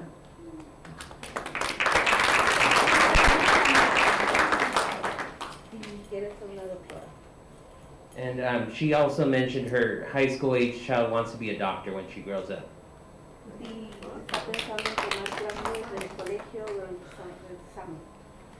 And this summer she's planning on taking dual enrollment courses over at Delta College. Y mi problema que es la transportación. And her main concern is transportation. Porque yo tengo que llevar a mi hija a la escuela y al estudio a mi hija elementary a la Houston. Her concern is that she has to take her high school age child to school and transport her, and then also transport her elementary age child, and she's concerned about, having to drive further distances. Tengo la opción de llevarla en el bus, pero mi hija de high school me dijo que ella siempre llega tarde a sus clases. She does have the option of having her high school age child ride on the bus, but her daughter has expressed concerns about arriving late to school if she rides the bus. Yo tengo la oportunidad de llevarla cada una a la escuela, cada una. So she has to transfer the children one at a time, first to high school and then to elementary school. Pero muchos papás no pueden hacer eso. She says she has the luxury of having the time to transport her children, but many other parents don't have the time or vehicle available in order to transport their own children to 2 different schools. Yes, And that's all she wanted to share. Thank you very much. Sí, okay, está bien. Buenas tardes, mi nombre es Martín Bravo. Good evening, his name is Martín Bravo. Y lo que está entendiendo un poco de lo que se trata la Junta de que quieren cambiar la escuela. Entonces, como nosotros como mayores estamos decidiendo la suerte de nuestros pequeños, So he's concerned that we're wanting to make changes at Houston School, and he's very concerned that we as older people are making decisions for the younger students. Y yo tengo una experiencia, hace 4 años apenas mis hijos vinieron a Houston School y yo traía una niña que iba a llegar al 6º grado y otra que iba a ir al 2º grado. He has 4 children that are now school age. He arrived a few years ago and he had a 6th grader and a 2nd grader.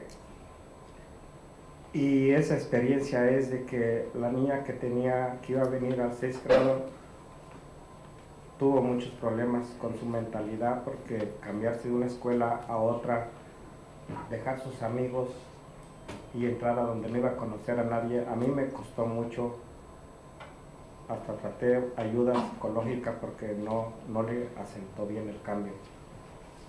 Y a la niña chica también lo mismo. Entonces, si tengo poco con ese problema y ahora me los van a cambiar a otra escuela, pues yo para mí no los están ayudando en nada en la escuela a ellos ni tampoco a mí. Y yo pienso que a muchos estudiantes les puede pasar lo mismo, si es que piensen un poquito más en ellos antes en el dinero o no sé qué otra cosa se esté moviendo, pues ¿por qué quieren cambiar de escuela? And he's expressing concerns about 4 years ago he did have to personally move, and he moved his 6th grade child and 2nd grade child, as he mentioned earlier. That move really affected his 6th grade child. She had mental health issues as a result of being uprooted from her old school and having to make new friends and having to adjust to an entirely new teacher. He's concerned that he's going to have to yet again make another change to a different school, and that's going to impact his children even further. And he's concerned about the other students and the impact that this decision will have on them, so he asks you kindly to please think of all the children. Gracias. Gracias. I'm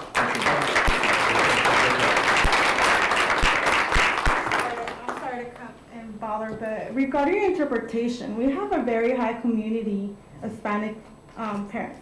You talked about you guys sent out emails, correct? For the surveys, right? Not all parents know how to use electronic. Not all parents can use email.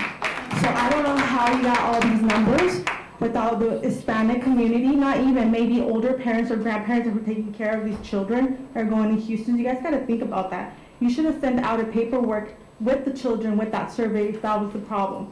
Because this is what the problem is now. This interpretation problem it is because we do have a high community of Hispanic parents out there right now. Half of them are not even here right now. Half of them are not even here, don't even understand what's going on right now. So you guys really need to fix that part. Either send out a survey, make sure you guys are getting your numbers correctly, your statics correctly. You understand me? Because we are a high community Hispanic. Okay? Thank you.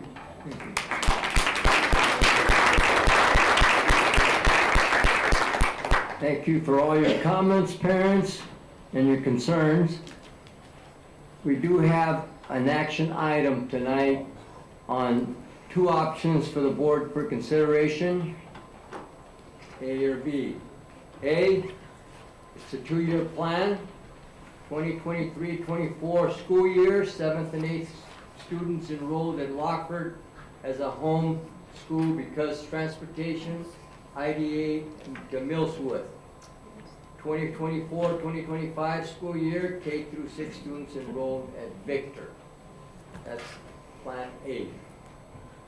As you know, that's a 2-year deal.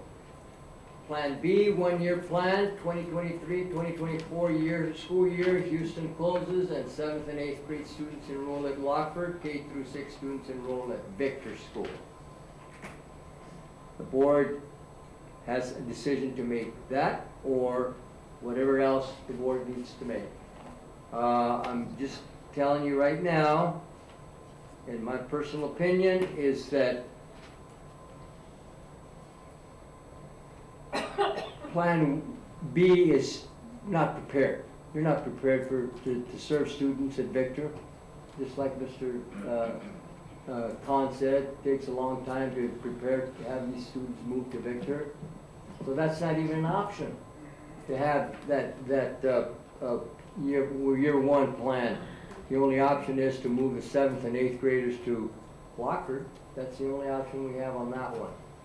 And the other one is normal, just like I said, it's a plan A. So what are the wishes of the board? I need to have some comments from the board and any input, please, because this is an important thing. Yeah, nobody likes to close a school. You know, I was here 5 years ago when this came up, or 20, maybe longer than that, I don't know, and I went through some really bad experiences as thinking about a former parent and teacher and change and all that, and it bothered me, and it still bothers me, but there's a certain thing that we have to do in order for us to serve those students that are enrolled at that school to get better performance. In other words, they will be available. Give me an example, okay? Let me have an example of the 7th and 8th. When you have a 7th and 8th grade, you have the opportunity at Lockford to move from classroom to classroom to class every period. As I observed at Lockford, you stay the whole period there with one teacher. That one teacher has to be a genius, knowing all the subjects that we need to do to prepare these students at the 7th and 8th grade. And it's a very difficult thing to do. So my suggestion is, yes, we need to move the 7th and 8th grade to Lockford or an IDA to Millswood, whatever it takes, and provide everything possible for them, transportation at school, if we have after-school programs, transportation from there and back, and serve that community in a first-class operation manner. That's my point. Ms. Ball, you have a comment? Yes, I do, Thank Mr. you. Nava. This is a very difficult choice, especially for me as a first-time board meeting member. Welcome to the board. As a parent, I think this is very, very difficult to see your child move to a different school. I'm not going to say it's an easy decision for the board either. But if we can plan it for the children and as a district guarantee them, I know nothing in this life is guaranteed, but if we can give them good options, give the parents good options for after-school care, transportation that's more dependable, this is what I hear over and over. They really need good transportation. We have to be able to provide these parents a sense of security that the kids are going to be okay if they have to go to a different location. As a parent, I have the opportunity to drive my child to school every day, and I'm ever so grateful for that, but putting a child on a school bus is difficult. I would request the board and the school district to please consider giving our children at Houston the best possible opportunities in case we decide to move them to a different school. Thank you, Ms. And Ball. support from there on. Thank you very much. I'll go to Mr. Porter. I think Dr. Ball said it best, and so did Mr. Knob, that however way we go, that we go out of our way to take care of the students first, parents, and then of course the classified and the teachers as well. But this needs to be done with a lot of empathy, care, and I'm a little taken back by how the process has worked its way out from the comments from the parents on how our district has, and I apologize for this, how our district has behaved. Even tonight, we should have had and been well voiced, a translator present. So I'm in agreement with Dr. Ball. As a parent, it's easy looking at the data. I'm a data-driven individual. We're also talking about people, and parents, and community. But we're also talking about learning. And we have to make sure that we provide the best learning we can for the children. So I echo both Dr. Ball and Mr. Nava, and wish you everything above board and to the best of our ability to make sure these kids are safe and are learning. Thank you, Mr. Porter. Ms. McFarland. Here to stop. I would agree with Mr. Porter, Dr. Ball. These are not fun decisions. Is that better? These are not fun decisions for a board. They're especially not fun or enjoyable or comforting for our families at Houston. This is not a new subject. It has come to us many times. I sat also at the public forum. We have a mission and a goal as a board. And this is when, as a board member, as a parent, you're sick to your stomach. This is not what we want. I do want to thank the district for answering the questions. I believe you've done the best of your ability to answer our question. I want to thank everyone that came and spoke and shared your concerns tonight. I would also like to echo my two board members. This is not a comfortable position for us to be in. Thank you, Ms. McFarland. Mr. Stroll? I'm going to have to agree with everything I've heard. Thank you for bringing the information, and thanks for the parents and public speakers coming. Like Sue said, this is one of those decisions that you get sick to your stomach thinking about, because I'm a parent. I've had friends work at that school in the past, long past, but it's not an easy decision, and what we have to do is look at the end for the kids, where they're going to end up in the long run. So, thank you, Mr. Stroll. Ms. Alexander? Ditto, ditto, ditto. However, I have to say that my heart was sad to hear parents feel that they haven't been supported by the district, and that when I look at the next steps and I'm thinking of all the things that need to be done to support the community. I taught in a small community school. I know what that family is like, and to have that kind of upheaval is scary. The two young men who came up, what a testimony, and thank them for speaking up and just having the guts to come up and do that. So keep on doing what you're doing, gentlemen. You're awesome.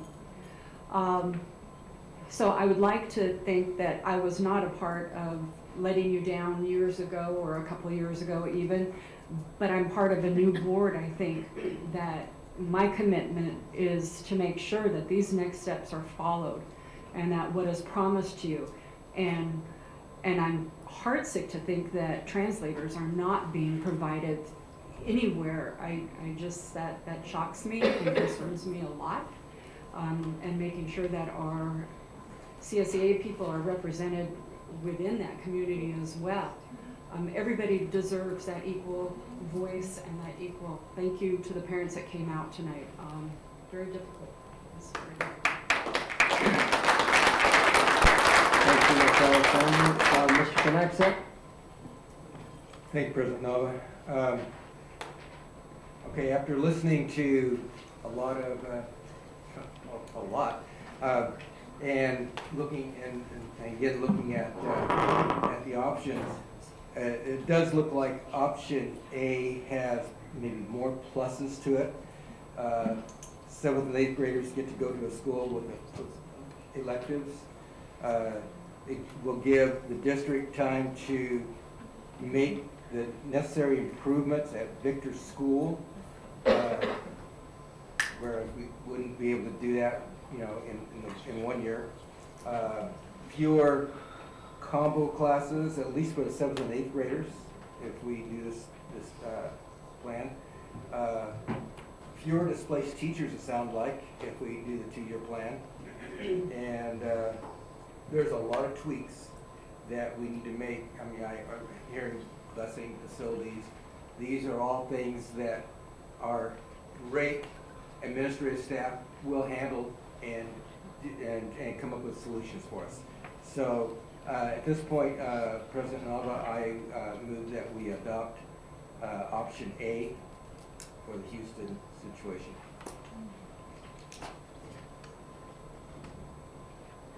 Been moved by Mr. Knaxet. May I have a second?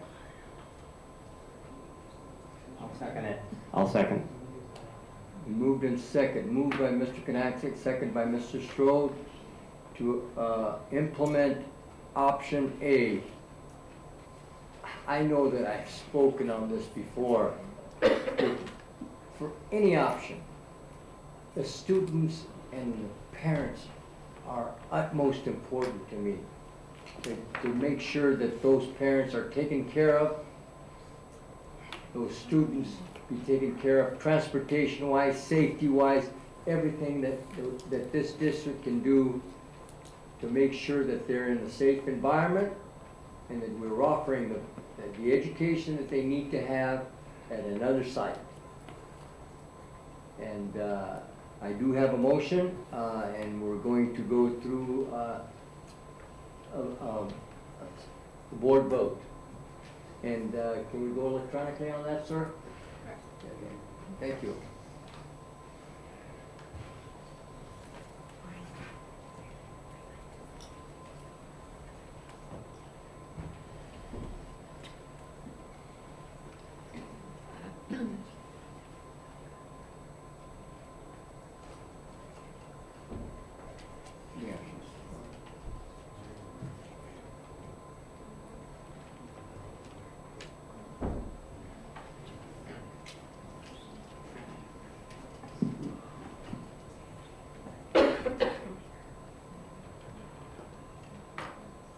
Motion carries on option A, a 2-year plan, by a vote of 7-0 from the Board of Education.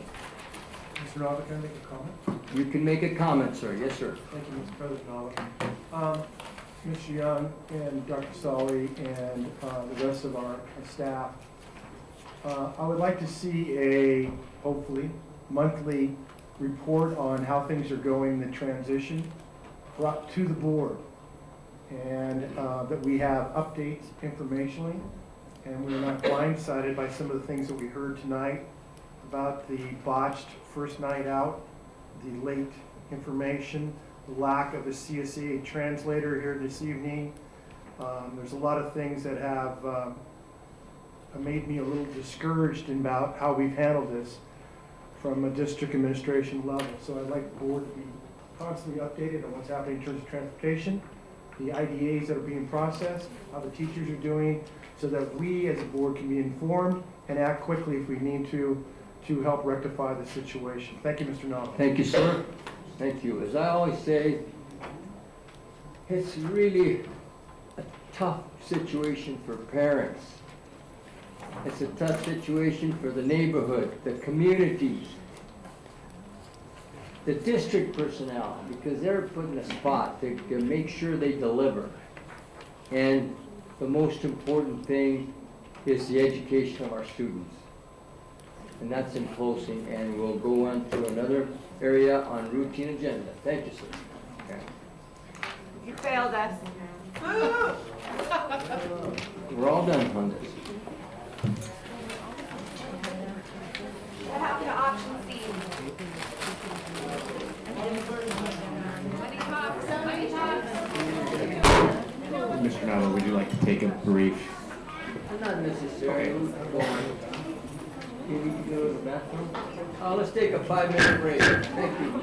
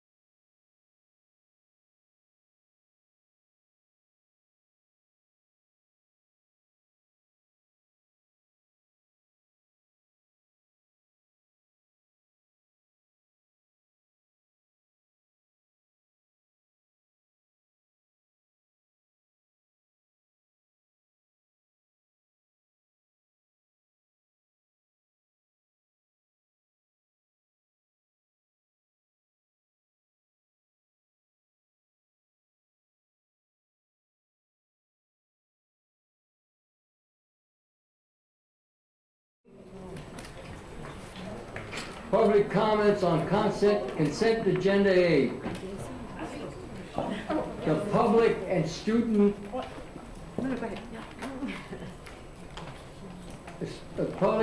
representatives may address the board on consent agenda A, routine business. Each speaker shall limit himself or herself to 3 minutes. Jan. Thank you. Lisa Wilkins again from LEA. Got it. Okay, yeah, there we go. Okay, now it's on. Lisa Wilkins again from LEA. Item A3, purchase order detail report. It's 19 pages. I heard from 2 of my science teachers who took POs to different places. They went through the process because now teachers cannot buy things and get reimbursed. We have to go through a process.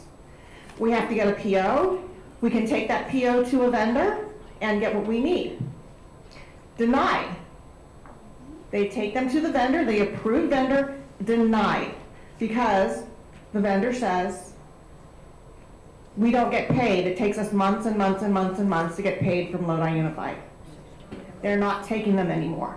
So now these teachers are in a situation where they need what they need for their classroom, or for, in this case, they were both science, one was Science Olympiad, one was the upcoming NorCal Science Fair, and they're paying out of pocket and they're not gonna get reimbursed. So I wanna know why we have 19 pages of POs when my own teachers can't get the materials they need because the POs are not being paid. Thank you. Thank you. Any other comments?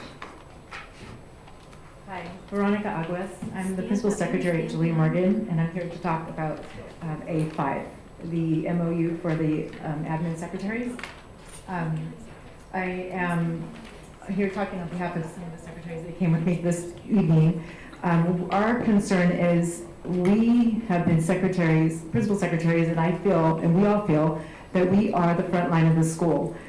This admin secretary, I'm not saying that they don't deserve this classification is what they're calling it, but some secretaries that are on this list that's on this agenda have only been in this position for a year. I've been in this principal secretary for 20 years.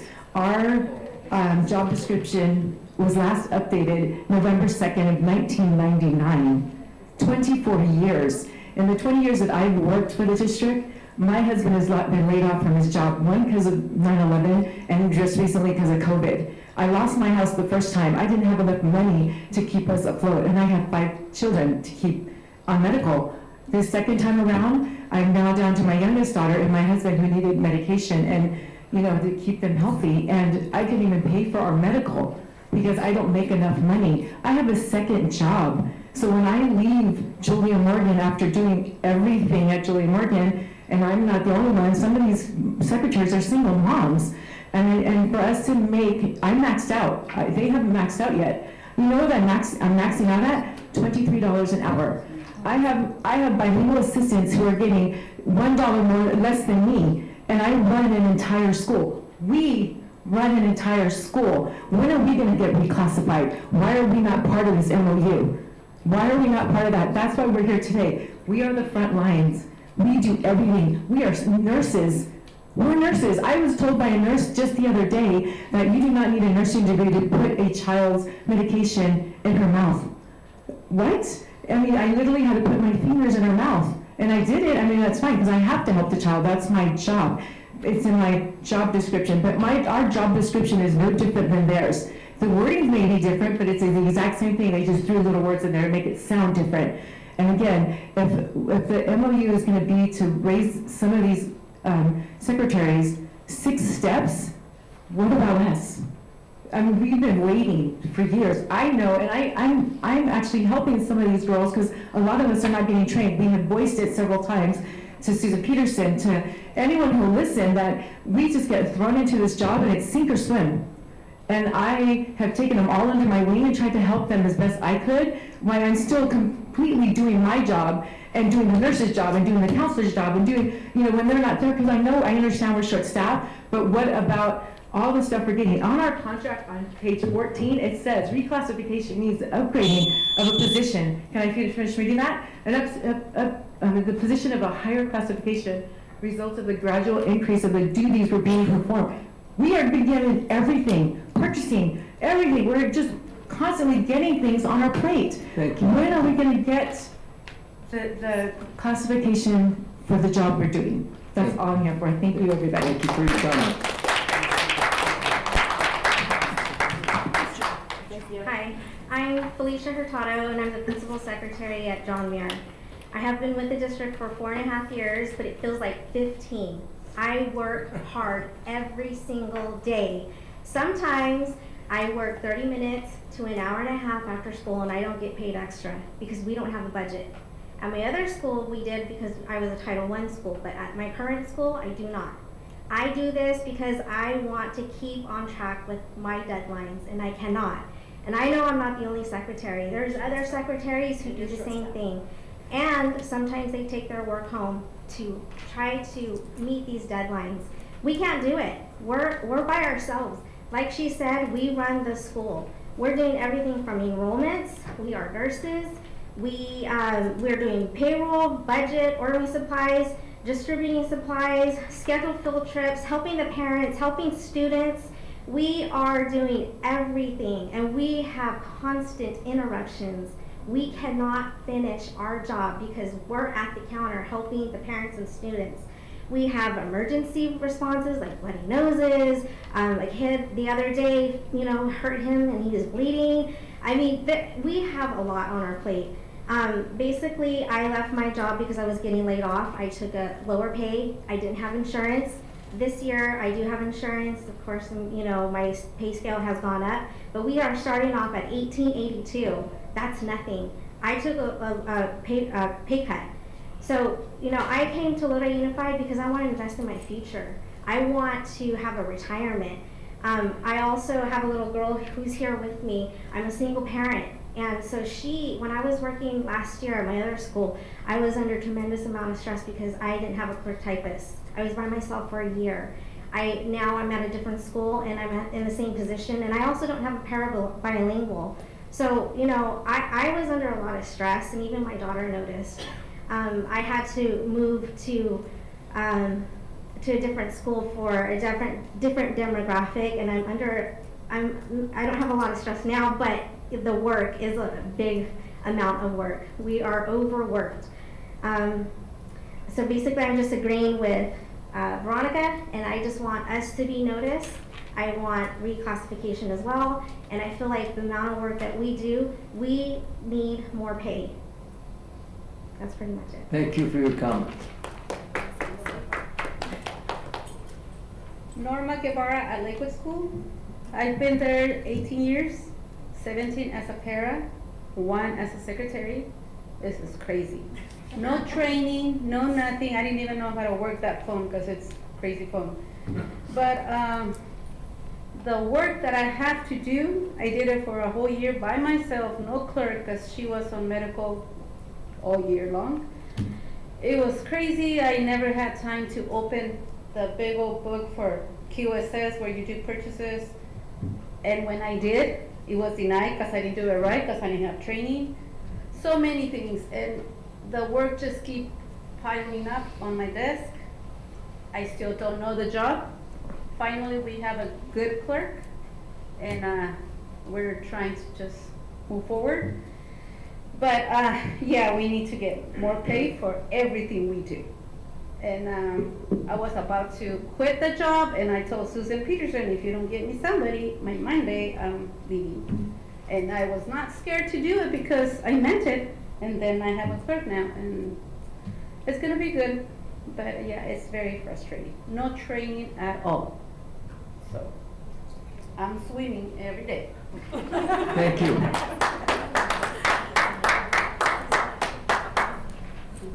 Hi, my name is Alicia Freeman. I'm at Creekside Elementary School. Just to piggyback on what they're saying, this is exactly what we're dealing with on a day-to-day basis. It gets so overwhelming that sometimes when we go home, we're thinking about work. When I get, let me write this note down because I have to do this.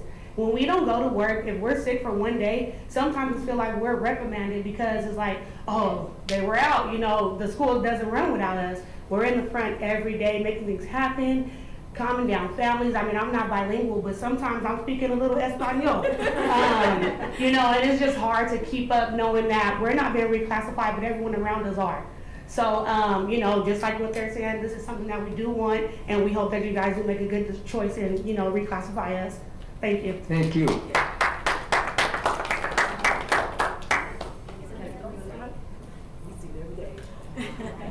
Now, Veronica is our Wonder Woman at our school. We've done a few times where we do an appreciation day and the teachers will fill in for all the staff in all the various CSEA positions. And a couple times I made the mistake of volunteering for being the secretary. I did not know how they run that office with the grace that they do. You know, as a teacher, you're like, oh, you can't get anything of your private work done, you know, something that you do without the, you know, when you're not on teaching, you set them to do something, they come and they just talk to you and you're like typing and answering and taking care of things. Yeah. It's 10 times worse because you've got the phone, you got the people at the counter, you got the people coming in with the bloody nose, now with the doorbell, you know, we gotta watch all that. And they know every kid's name. And they help the teachers. When we're, you know, have something to do, how many times I run and give like, Joyce, can you run this off for me? I gotta get back there. You know, there's no time, but they do all this with grace. And this is nothing against the secretaries that are in the ESC, but I don't think they get as many interruptions. I don't think they have as much of a constant boom, boom, boom, boom, boom, gotta get it done. And I think that's why I know that when my friend Janice Kruger, when she became Catherine Pennington's secretary, she said, oh, it's so much easier. And she was, you know, that was a very prestigious position. But these ladies, do we have any men doing it? There was one. We have one man at high school. These ladies do a fabulous job, and it's, frankly, it seems a little insulting that we are giving people who are similar type of job classification, not that much difference between you and these other secretaries. And we're not taking care of these people. And just since I'm up here again, I'll tell you the reason we have bad transportation. We're not paying our bus drivers enough. And last field trip, the guy told me the whole time about how bad it all is. But we need to start, he did a nice job for us. Thank you so much. Still not quite, but still, it's very good. But you need to do it for your other employees. If we want to have this district run well, we need to pay the workers. And these ladies are truly amazing. Amazing. And unfortunately in our society, we're recognized by the money we get paid. So show your appreciation, please. Thank you.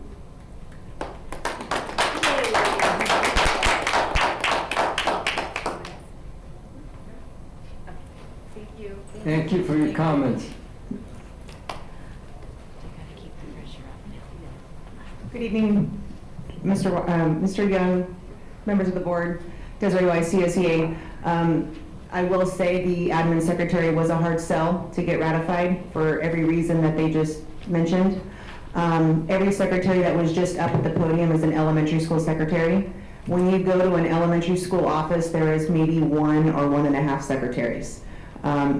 Maybe two full-time secretaries if you go to a larger school like Silva or Borchard. Heaven forbid, like they said, they call in sick. They are there running the school, and I don't discredit anything that they said. I did my best to try to explain to our association that this was a direct result of a curriculum reclassification. A lot of people are saying it's a raise. Well, it does result in more money, but it's not a raise. It's a reclassification to meet the district's needs in the curriculum department. So I mean, CSEA, I do feel that our offer that we currently have on the table is, of course, more than COLA. I don't think we're going to get anywhere. I don't see how we're going to be more competitive with our surrounding districts by only offering COLA. And right now, that's not even on total compensation. So when you look at Benny's, so at some point, you got to give something more than COLA.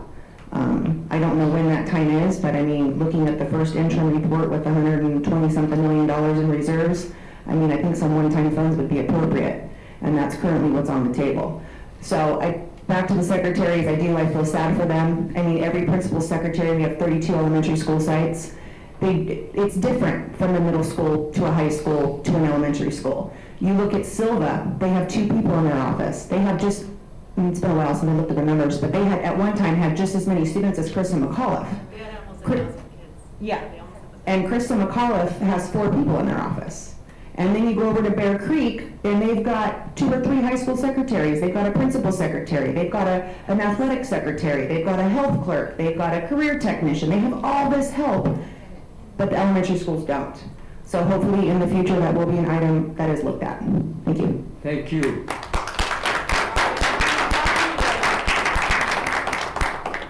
Any board members would like to pull any items from consent agenda A? A1. A1 for Mr. Porter. Anybody else? Need a motion, please? Yes, Mr. Khan? Thank you, President Alba, members of the board, Dr. Washer, and Mr. Young. I'd like to pull A8.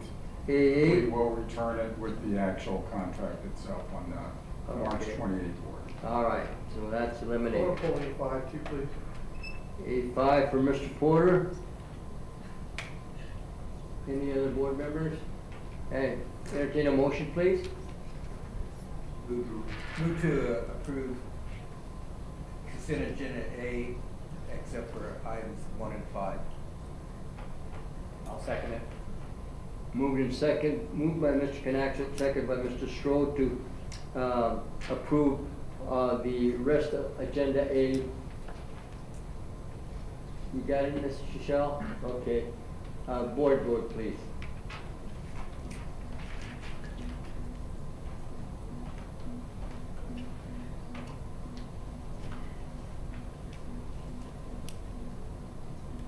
Motion carries 7-0. Mr. Porter, A1. Yeah, I wanted to ask Mr. Khan a couple questions just for clarification. So I need to go back to A1. And this goes back to our last meeting. Where are we here? I'm on A6. How did I get there? A1. Okay, thank you. There we go. Page 2. I'm taking a look at, and maybe I'm off base, but I did look back at our last meeting. 4XXX. I'm assuming that's a category. Books and supplies, you now have it at $2,309,000. Is that correct? We were on page, I got it, it's page 3 of 3. I'm on the first,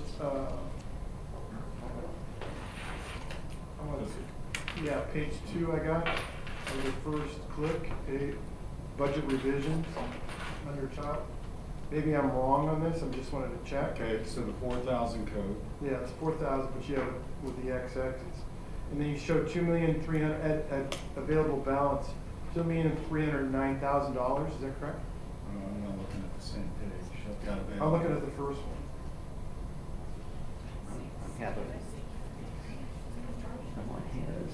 I'm on the budget department. Yeah, this is A1. It's the 1205 fund, I guess? Is that correct? Oh. That would be your first one So, out. so the 1205 is the early education fund. Okay, your early education fund, very good. Now, I want to scroll down to, because I'm just trying to gather all this. I can't attend your SBAC, it's not going to work. Your 4,000 fund now, we're at 404, is that correct? No? Are we still on Fund 12? No. So I am going to pass on this because I have got myself tied myself in a Gordian's knot here with information. Okay, A1, sir. No, I want to. Yeah, I'm going to motion to approve this because my information. A motion to approve? Yeah, Second? needs to be seconded. Second by Mr. Knaxat to approve item A1. We'll have a board vote, please. I got the wrong information. Thank you, Mr. Khan.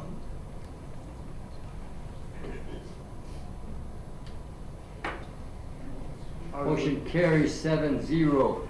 Mr. Porter, you got A5. Yeah, A5, I just want to comment on. Yes, sir. On the people that came up, the employees from CSEA. I think anytime that we negotiate piecemeal like this, it creates division. And that's what we're doing at CSEA. You're telling one person their job, this person that. I mean, as a teacher that taught science, and my door was right outside the softball pit, and I had heard ball 4, ball 3, and I was teaching cell respiration in non-CP class. It kind of made me wonder my worth. Anytime you divide like this, it's not healthy. And I think the board and our district administrators need to look at how they go about using, I guess, a surgery on this and what it's going to do to CSEA. Because right now you're hearing employees complain, and rightly so, and they're looking at their job. I can tell you though, at the high school level, they're also working with 2,000 students. So those secretaries are working hard. And they got to answer the door as well. Because I've tried to get in there and she's doing 2 different things. And so I'll say that all of you are working very, very hard. When they do things like this, it affects morale. And I don't like it. Although I will be voting in favor of it, I think we need to find a better way of going about when we negotiate with CSEA and do it holistically and not surgically one group against another. So a motion to approve? Thank you, Mr. Porter. Motion to approve A5. I'll second it. Second by Mr. Stroh. Board vote, please.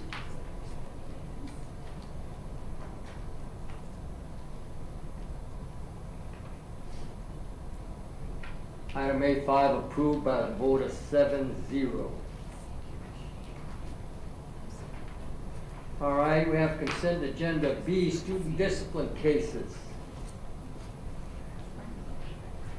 Yeah, I'd like to approve 1 through 8 and remove 9 for an individual vote. Is that possible, Mr.? Possible, is that the way we handle this? Kathy, can they do that way, or do they need a second on that? If they want to The pull. motion would be to approve 1 1 through through 8. 8, and so then they need a second And and a then- vote. Second. Okay, then moved in second to approve item B1 to 8, second by Ms. McFarland. I need a board vote. Will this be oral or? Okay.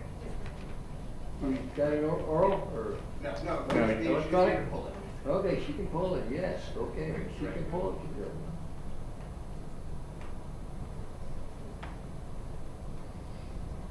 it. And then on, can I go ahead? Let me say this. The vote was 7-0 to approve those B through 8, 1 through 8.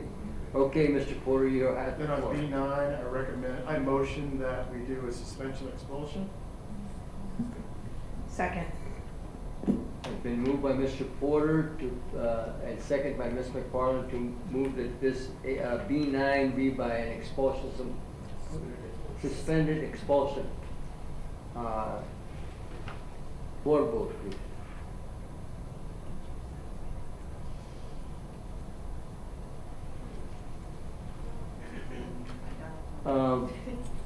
B9 carries by a vote of 7-0. Thank you. Thank you, Mr. Brown. Okay, thank you. All other items? Item OAI2, Resolution 2320, authorization to award contracts to the district-wide cable replacement. Mr. Khan. Thank you, President Nava, members of the board, Dr. Washer, Mr. Young. This is a continuation of the board's very first resolution of the 23 calendar year. It's a full replacement of your internet cables. Approximate cost is over $800,000, but I'll remind the board, this is a full E-rate eligible project. That means somewhere conservatively in the neighborhood of 70–80% it will be matched by the Schools and Library Division of the Department of Education. We don't have that exact percentage now. I would qualify or quantify the 70 to 80% estimate as conservative.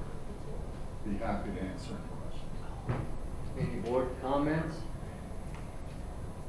No board comments?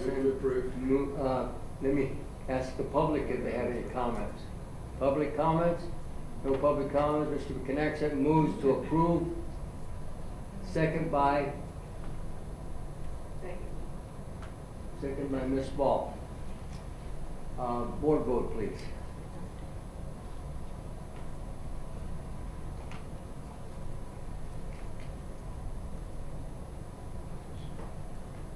Motion carries 7-0. Item OAY1, second interim financial report. Mr. Khan. Thank you, President Nava, members of the board, Dr. Washer, and Mr. Young. If I may, I present your Director 3 of Budgets, Mrs. Dana Andres, and I'll leave you in her capable hands. Well, good evening. If I may please get the PowerPoint presentation up. Thank you. Good evening, President, all the members of the board, Dr. Washer, Mr. Young. We're going to go over the PowerPoint presentation for the second interim budget report. Oh, please, of the PowerPoint.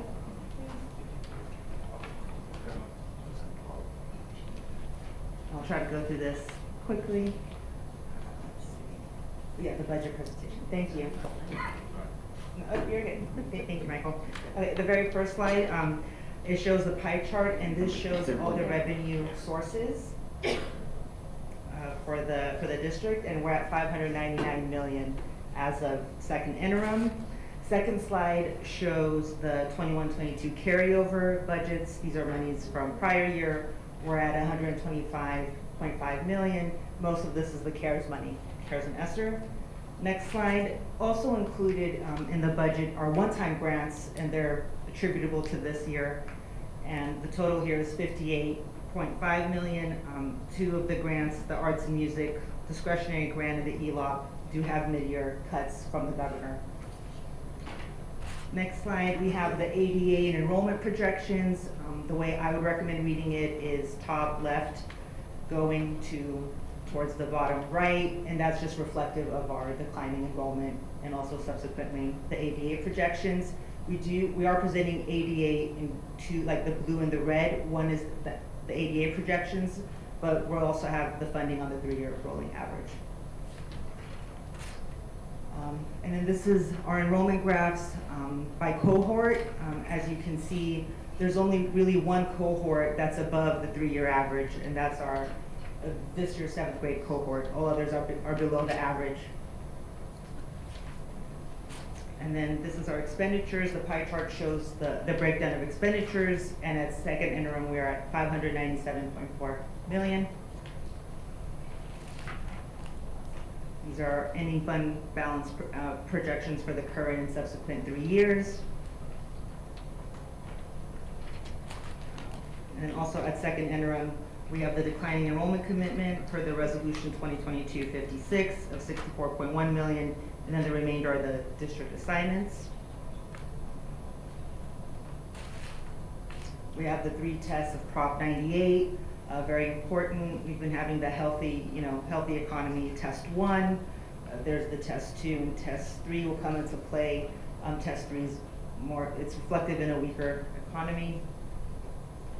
And last slide, both the LAO now and the governor, in his January budget proposal are showing like lower, decreased revenues. This is from the governor's office. 29.5 billion this year, and then a 22.5 billion lower revenues for next school year. The governor is doing and his administration is doing everything in his power to, From the COLA. Fund the COLA, and not to the impacts, in school funding. Yes, fund the COLA, but then he is doing other things like the districts are seeing, like the mid-year cuts to the programs, to the one-time programs. President Nava, if I may, this slide might very well be the most important one. Of course, your second interim continues the legacy of positive certifications, districts in good shape. This is the potential sea change that we face literally after 11 years of growing revenue in a school district. Of course, nothing's resolved yet. There's a great deal of doubt. We continue to urge, patience until we at least get to the May revise period. I think you'll recall we were at a similar point 2 years ago. I'm sorry, 3 years ago in the June 2020 year, where it just looked like the world was going to come to an end. And we might be back there now. So again, we'll have a lot to report at the LCAP and budget workshop, and then again as we get into the May period, and then of course in the report and the action item for adopted budget in June. Thank you very much, Mr. Khan. Adina, thank you again for your report. Excellent. I know that these reports, interim reports, are in great hands. I don't have to be concerned about it. Any board comments, please? Yes, Mr. Porter. I apologize, the first time I got ahead of myself in my notes, I can't read, so I pulled the wrong item. I did have some questions about the budget. Okay, on ESSER 1 money, that's all gone? No. Oh, sorry, excuse me. ESSER 1, yes, is gone. I was thinking of ESSER Used 3. it all? Mhm. How about ESSER 2? Almost all gone. I believe there's like 100,000 balance, an available balance on ESSER 2. And then ESSER 3? I don't have the balance really available.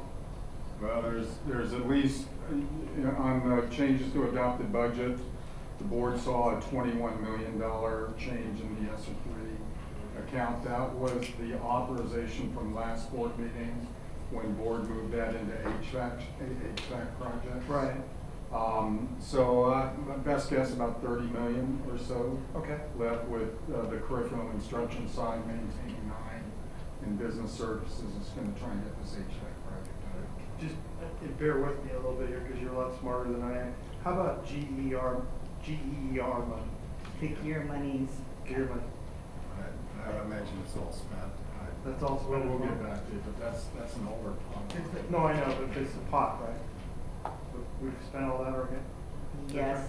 Now, do we have any, I believe with Esslers, and I might be wrong, Mhm. is it possible to braid those and extend them out 5 years, 4 years, 3 years? The ESSER 3 money, there's a hard stop on it. It expires September 2024. If you are in progress on projects, you do get a 120-day extension from the September 24 period. After that, all expenditures that haven't been paid at that point, or I guess that haven't been submitted by the reports that we have to submit to CDA, Right. will basically be out of the board's pocket. Yeah, because I was reading where you could extend Esslers 3 out 5 years. And that's not our understanding right now. I mean, there's been a lot of talk, and there's certainly political pressure to keep extending it, but anecdotally, what we're running this, we spoke about this last board meeting tangentially, but anecdotally, we're starting to get questions about projects that we've completed, that we paid for, that were previously approved by the CDE group, asking us again, did we go through this step, and this step? And again, I'm paranoid, but you take that in conjunction with the fact that the governor's projecting a $50 billion deficit this year and next year. That can't be a coincidence. The feds have got to be going through the same thing. And so I'm paranoid. I'm starting to wonder whether they're looking at. The only reason I say that is I got this from Ford Fund ED, and they said you could extend Esslers out as long as you show some type of plan for 5 years. Well, we'll go to them, and we submit all plans. I think you'll find if you ask staff involved Do we have to have? One of the first steps you have to engage in is getting permission from CDE to move forward. Right. We're not getting a lot of feedback from them right now, so I'll certainly check into it, but right now, the latest, what do they call it, the circular? The bulletins that CDE publishes, it's September 24 with a 120-day extension if you are currently engaged in the project. Yeah, I did some reading. I was looking at ways we could extend PD 5 years on whatever we had left over in ESSER 3. And Board Fund ED says you can do that. I don't know the specifics of how you can do that, but that'd be pretty nice. They also say you can grade anything that's left over from ESSER 2 and ESSER 1, and you said you spent all that. And they also talked about the GEER, and it was a great article, and I thought I'd share it with you this evening. And it could be fake news. We hear that a lot on TV.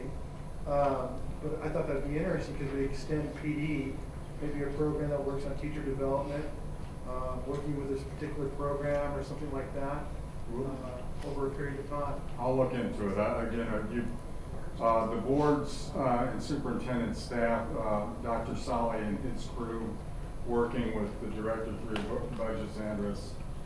This has been a crack team at spending money.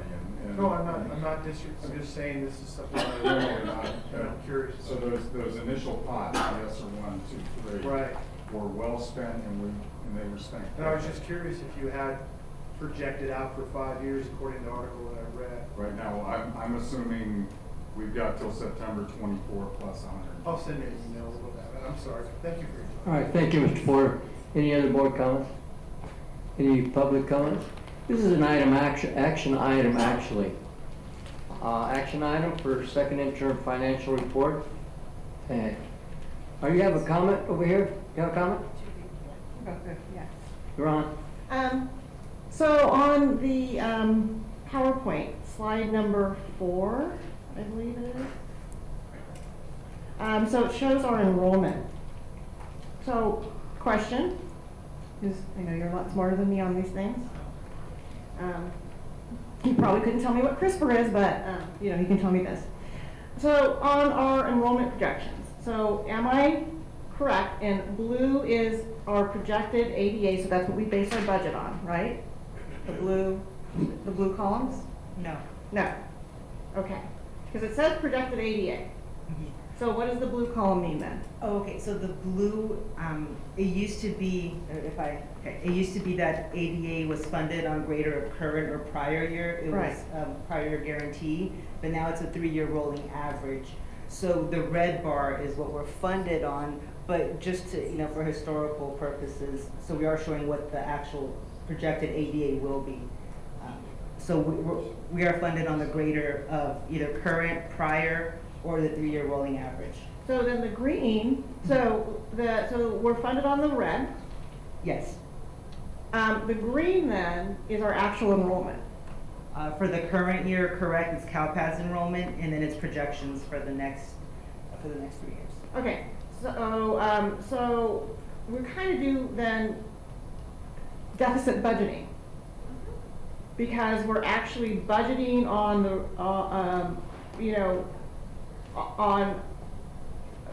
we actually have more enrollment than we're budgeted for. Is that what this is saying? We're not paid on enrollment, we're paid on the funded ADA. Okay. So the funded ADA then comes from, what 3 things are they averaging to get what 3 years are we averaging to get the funded ADA? Because it looks like if the green is the actual enrollment, it actually looks higher for those 3 years than what our funded is. So I'm a little confused. So it's the prior 3 years, and then also during the COVID times, we were held harmless, I want to say at this time, 1920 ADA, so we're getting the benefit of the hold harmless COVID ADA years. We're seeing that benefit now in our budget. Is that? Actually, what Mr. Navin, yes, board members, superintendents, what Director 3 Andres is saying is that we actually are benefiting from our 2018-19 ADA. from that whole more or less. Okay. We've been well below that number, and in a normal environment, we would have lost a lot of revenue. Sure. Thank you. Okay, I'm still confused about what the, where you get the, where you get the numbers from, in, you know, projected versus enrollment versus funded ADA, because none of them seem like they're actual numbers, I guess that's what I'm saying. Yes, sir, Mr. Khan. We have SBAC scheduled tomorrow night, and Ms. Wilkins attends. We can go into great detail about it. Thank you, Mr. Khan. Good evening, members of the board, Mr. Young. My name is Chris Beach. I'm one of your kitchen managers. Been in the district for 17 years. I have 2 students that are my sons going through the district. And some of the things I've noticed on some of these slides is where they talk about the reserves. We have 2 reserves that are identical in amounts for the same thing, basically. All those reserves added together are about 12% of the budget. You're only mandated to keep 3% in reserves. The LCAP, there was thought exchange that was done throughout for employees and for parents and everything. One of the thought exchange's main thoughts was, we need highly qualified employees. We need to pay more to get highly qualified employees and keep our existing staff. You're not going to get that paying minimum wage. You will never get highly qualified for minimum wage. We talk about COLA a lot with these budgets. Now, I'm assuming that pretty much almost every revenue source that you received got COLA. Not just what you use to pay your employees, all of it. So why are you only willing to give your employees COLA on their pay? Not all of it like you received. Seems to me you're trying to cheat the system a little bit. If they're giving you COLA to help your employees out and afford everything for the cost of living increases, you should be giving COLA to everybody who receives monies from you. And also we've heard that there's not a lot of money because we're deficit spending. It's a lot of doom and gloom, especially with consistent record high carryovers year after year. Kind of hard to hide that. I have no money to pay you, but ignore my record high leftovers. And if, Lord forbid, that there was another recession as bad as the one we had, your projection that is 3 years out, your carryover is expected to be 3 times higher than what it was when we had that big recession. So you're already expecting 3 years out more money than you had when you had a hard time. And yet we're still told, sorry, can't give you much. Thank you. Thank you, sir, for your comment. Any other public comments? Wishes of the board, please. We're on item OA13, second interim financial report. Move to approve. Move to approve by Mr. Knacksack. Second by Ms. McFarland to approve second interim financial report. Board vote, please.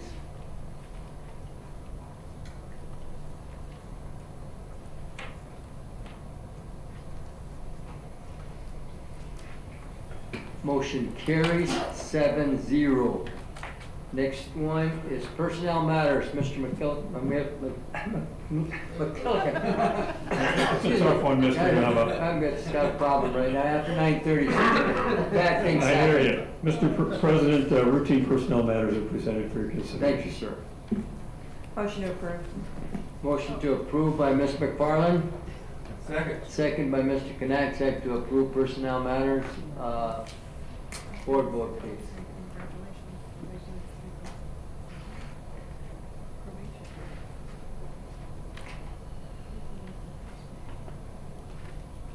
Motion carries 7-0 on personnel matters. We have reports.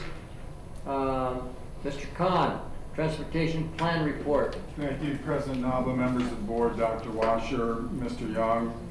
Forgive me if I still got a full head of hair, but my memory's thinning.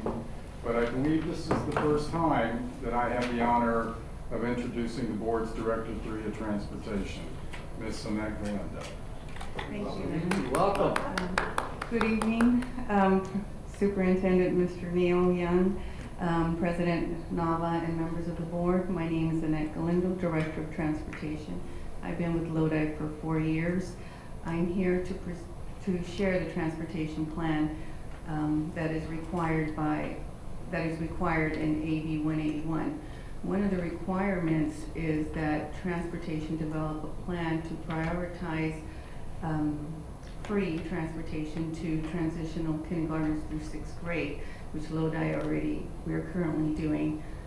Second requirement is that the plan be developed in consultation with teachers, staff, administrators, get my glasses.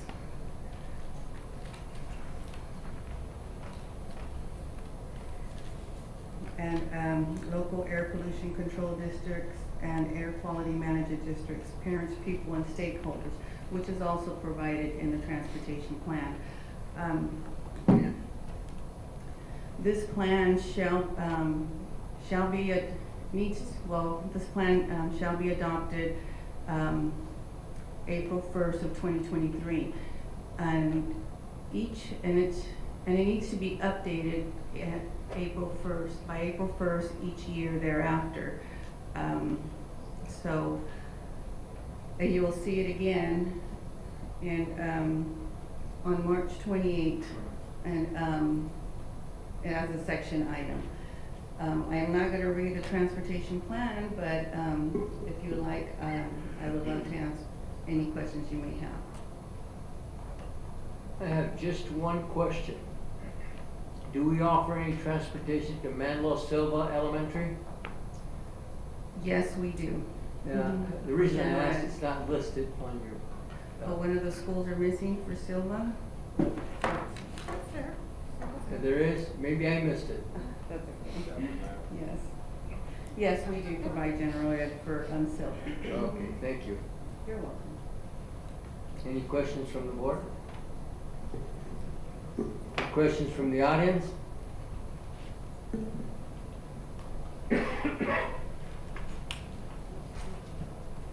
Desiree Wise again with CSEA, Mr. Young, members of the board. Looking at the attachment, Annette came to our CSEA chapter meeting unannounced, wasn't on the agenda, and I don't see any of the input from our staff here. I see community outreach with teachers, but I don't see the community outreach with our group. I know Dr. Rafael Ceja actually had with teachers a meeting on January 24th. And they're not teachers. We're not teachers, we're classified workers, and I didn't see any of the notes from the meeting that you attended at our chapter meeting. Yes, on January 19 at Tokay High School with Dr. Rafael Ceja. Okay, well, it doesn't say classified, it says community outreach. Is that parents? Yes. Okay, well, we're employees. Okay. Well, he did have one with 24th, and I believe he included the employees as well. I can change that. I'm just making sure that classified's represented, that's all. Okay, and then my other question was under the budget for the transportation plan. I was curious what transportation does with books and supplies, because there's $1.6 million there. If I may, President Alva, transportation doesn't buy books. Okay. But that doesn't mean they don't need oil, gasoline, electricity. Well, electricity would be a 5,000 code. There are restrooms out there, so there's toilet paper, paper towels. So there are expenses and materials that are necessary to running a fleet of vehicles. Does the paper towels and the toilet paper come out of the custodial budget? Because there is a custodian over there that performs duties. Well, it can, but it's still a 4,000 object. Okay, just checking. Thanks. Thank you. Any other questions? That was a report item. Thank you. Thank you very much for your report. Dr. Chairman. And thank you very much. It's a great honor to be here. Thank you. Have a good evening. Thank you.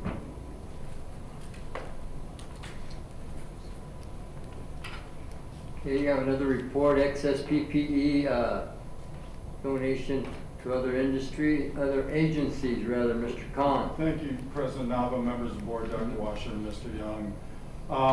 The board, I'm sure, is aware that, and we briefly touched on it in discussion on another board item this evening, we bought tons of stuff. Tons and tons and tons. And as it says here, we have currently in the warehouse right over here, the equivalent of about 2.3 million pairs of medical exam gloves. If every single employee in our district used one pair every day, it would take 3 years to get through this supply. There is no expiration on the boxes, but it is, I don't know the difference between rubber or latex and what nitrile and vinyl are, but I know that it's bound to degrade after a period of time. And I'd hate to see this inventory go to waste. We're not proposing that we just take all of it and give it away. But I'll give you an anecdotal story. We were talking about this in directors, and food service asked for 3 pallets, and M&O said, well, I'll take what food service wants, and our response is, are you sure you don't want 10? We are told by our sites not to deliver any more gloves and PPE right now because they are loaded to the gills. So the 2.3 million pairs may actually be quite a lot larger in terms of the total district's inventory. We have been briefly in contact with Congressman Carter's office. The VA has expressed some interest in possibly obtaining some of these if the board is willing to donate. This item is just a request for direction as to whether or not the board wants us to engage with the Stockton VA office to see what their level of interest is. If anything does transpire, of course, it would come back as an action item with full details. So 2 million pairs of gloves? More. More, okay. Any more comments on this item? I do have a Yes, comment. Jerry? I love the idea of donating, especially to the Veterans Administration. I think that's wonderful. As I've spoken to some teachers in science departments at my former school, and I said, hey, how's that stash of gloves I left? And they're like, there's no gloves. And in science especially, we use them for cleanup. We use them for wiping down tables. The number of times I had to go personally buy gloves, so this is kind of like a personal thing with me.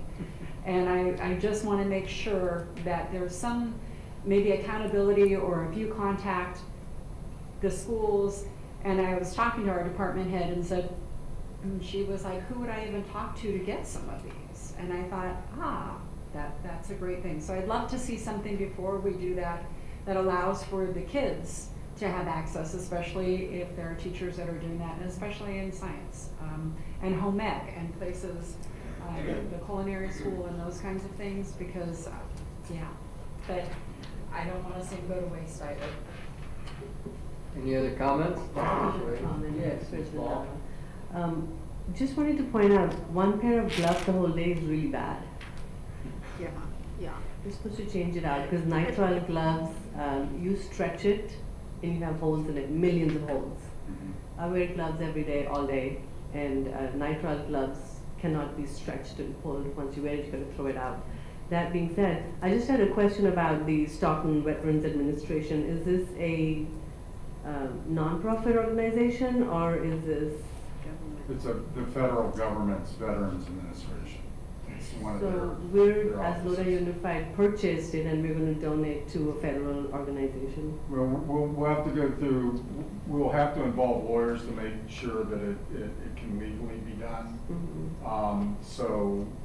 But the original thought, Dr. Ball, was the federal money paid for this. If there's any chance that we're not going to use any portion of it, why not cede them back to the federal government?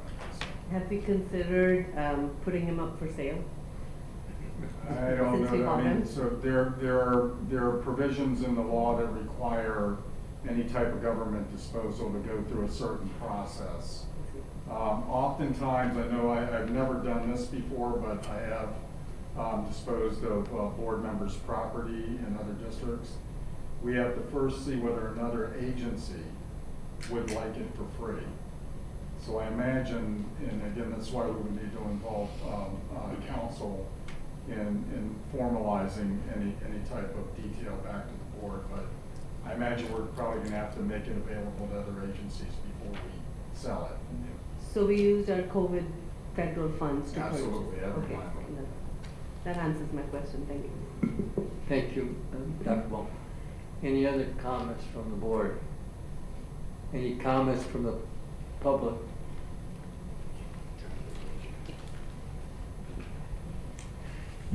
As a fellow science teacher, middle school science teachers, we rock. Anyway, yeah, I know that you have 120, 150 kids a day. It's easy to go through a couple of boxes when you're doing labs where you need those. So I know that at Murata, you know, somebody thought I had a stash of gloves and emailed me, and it's like, well, this is where I had it. And she says, well, there's nothing in there now. I go, well, then I guess it's gone. But besides that, I mean, that's a lot of gloves.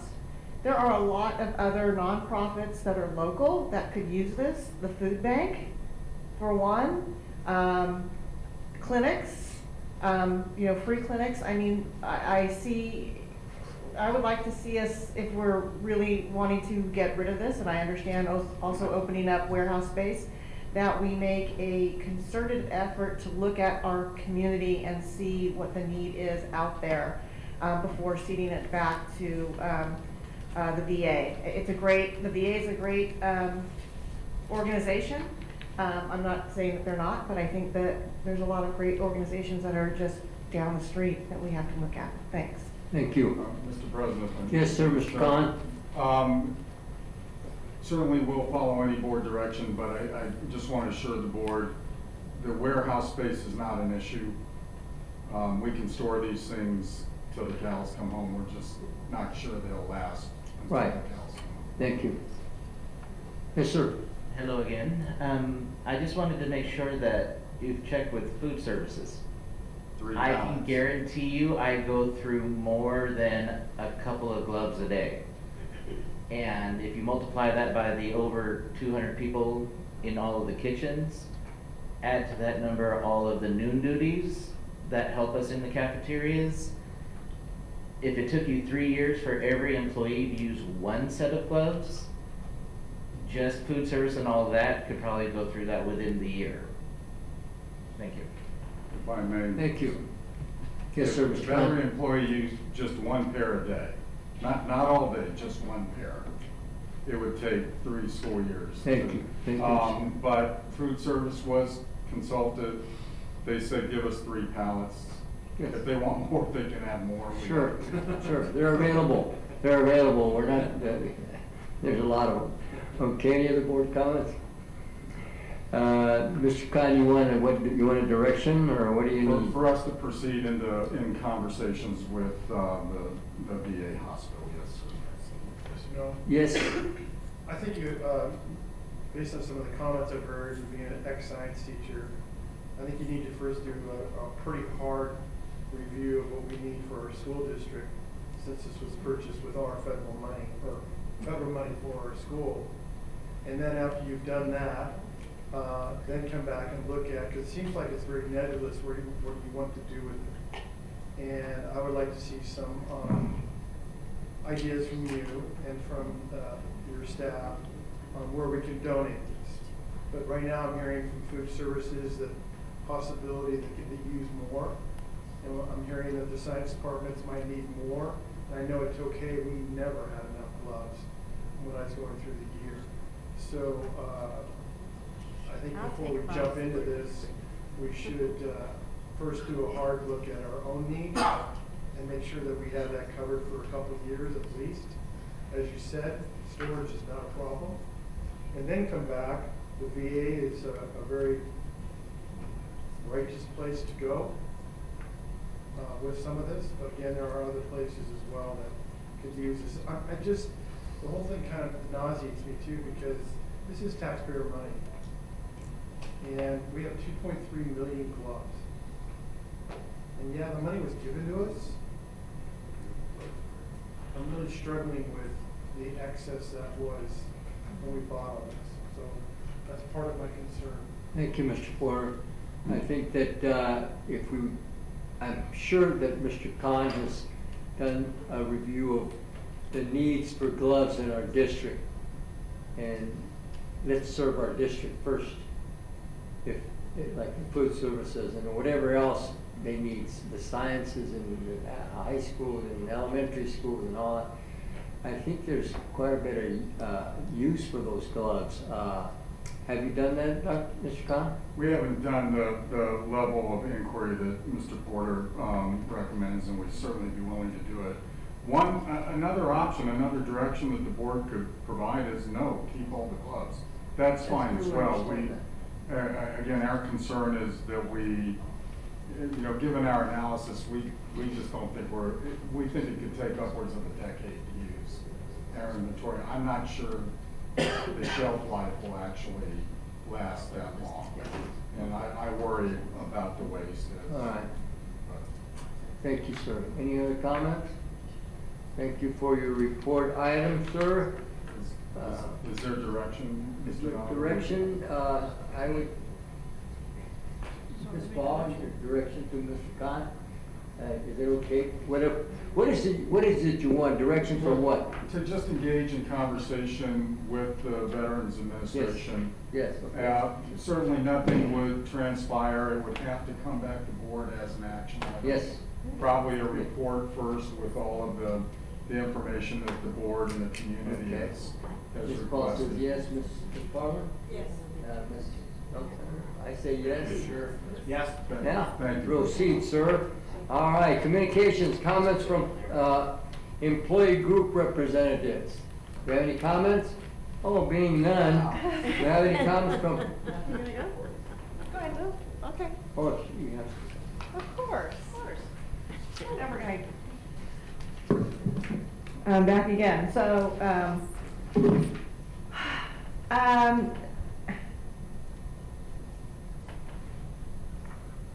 I wanted to say, first of all, I didn't get to comment it when it came on, but thank you for taking some of our teachers. It's only a small amount, but some of our teachers going from temporary to probationary is great. We need to make sure that our teachers feel secure in the district and they feel like they have a career. And that goes to also with our teachers at Houston. That's a huge job, having doing a split class, having teaching two grades. I want to make sure that as this process goes forward, I know that Mr. Porter asked for monthly reports. I hope those monthly updates also get relayed publicly and relayed to the employee group so that we know what's going to go on with our employees. We can give them good advice as to what steps they should take and going forward so they can continue to have a career here. If there are going to also be openings at Lockford, excuse me, yeah, I'm losing it today. I should have had some tea before I came, a little bit of caffeine, but I didn't. But as going to Lockford, can they be, with personnel, can they be considered maybe as part of that site shuffle? Since we know that they are going to be, if we're going to be closing the Houston school in 2 years, when we get to that point, can they be considered part of that site shuffle if they so wish to participate in that, instead of having to go through the transfer process? So that's one of the things that I would ask that we consider as we move forward on this. I'm concerned about the budget item I brought up, about the purchase orders not being paid for. I've also heard from other teachers who have ordered like t-shirts through vendors for their school. A lot of the schools are doing the houses and things like that, and then they are, since they were the contact, they're the ones who are getting the calls from the vendors saying, hey, when are you guys gonna pay us? When are you guys gonna pay us? Even though they went through the correct process, got a purchase order, everything else, turned it into the school. I don't know where the hangup is. I don't know if it's in the district office. We heard from our school secretaries who are overworked and underpaid and maybe, and not having training. Maybe that's where the hangup is. I don't know. But I do know when a teacher has gone through the whole process, has the PO, presents it for payment, and is denied, what does that say about our school district? What does that say about us? When we know, I know, and people on this board know that we have the money. I mean, this budget dust. You're talking, $600 or even just a few hundred, even $100. That's budget dust. It's there. Why can't they present these POs and get the supplies that we need for our students? And some of these, by the way, were from student-generated funds. So the students raise the money. They're in a student account, and they still can't spend it because the vendors will not take the purchase orders. So what happens to that money at the end of the year? I hope it doesn't get absorbed into the general district coffers. If there's anything left over, that would be unfair to those students as well. So, there's just a lot of processes here that I'm very concerned about, and I want to see us be better and do better. And again, it goes back to RBET. RBET is the only committee we have right now that we have got teachers and administrators working together to give the teachers the tools they need to be better. Where an admin can talk and say, I wish my teachers knew this, or my teachers need more training on this. And we have a committee that can say, hey, we know of a teacher who does this really well. Maybe we'll pull them in to do a PD. What you guys pay RBET, teacher specialists, teacher trainers, again, compared to what you're paying for the SIPs consultants, now we're going to have iReady consultants coming into the classrooms to do this. It's nothing compared to what the millions of dollars you're spending with these consultants, and it's better PD. It's legitimate PD because a teacher will learn from another teacher who's been in the trenches more than they will from somebody who comes in from the outside and hasn't been in the classroom in 15 years. Come on. Kids have changed in 15 years. I'll tell you that for sure. And I know, any teacher around will tell you, even the last 5 years, our students have changed. How we have to approach our students have changed. If you've not been in the classroom, if you've not experienced that, you can't tell me how to teach. So let's use the one tool that we've got. Let's make it better. Thank you. Thank you. Any other comments from public employees? Can you get them for me? Please give me the staff number, please. I'll reach out with my number. See, reach out to her and see if she's got it. Yeah, I think she's good. Okay, all right. She's not coming yet. Oh, she is? I'm coming. I was just waiting. She's meandering. Desiree Wise again, CSEA, Mr. Young, members of the board. I don't know, I think you heard from our members tonight. I don't like to get up to the podium and point my finger and say stuff, it's just, I don't know. Basically, we bargained again on Monday. Hopefully you've taken a look at our offer. I know our negotiators are a little frustrated because it doesn't seem like there's a lot of bargaining going on. I don't know if you're aware of that or not, but it's basically this is the district's offer and that's it. We had several language items on the table. We've only come to a verbal agreement on one item. I've prepared a negotiation update. I haven't sent it out, but I would be more than happy to send it to you, and also I've been sending them to Mr. Young and our members. And it's very clear where we stand and why we stand there. Like I said earlier, we're not gonna get ahead of the game by only getting COLA. I know every other group settled. I don't care about every group. I'm here for classified. We saw the money tonight. There's several pots of money. There's no reason why we can't achieve one-time payments to our members. It might make people feel a little bit more valued and appreciated. And I know I already spoke on the translation issue. CSEA is more than happy to come to board meetings and translate. We're happy to provide a service. I feel it's another indicator that at times we're not valued for the service that we do provide. And I'll send you my update, and I will call me if you guys have questions. Thank you. Thank you for your comment. Comments from the board? Mr. Knack's up first. You're on, sir. Okay. Last week in February was a busy week. In addition to 2 board meetings, a couple other things happened. I participated in the mock interviews at Lincoln Tech. And I've done that before. The process was very well organized, and the students were very well prepared. And I find this to be a really great exercise in real life situations where they have to come in and see a strange guy and wearing a tie, and I'm asking questions, and I've done it before. It's really a worthwhile project that they do at Lincoln Tech. And then Mr. Young commented on the Bear Creek, it's called Into the Cultureverse. Bear Creek International Rally is the official title of that. And it's the 26th annual one. I didn't realize they'd been doing it for 26 years. They presented this program.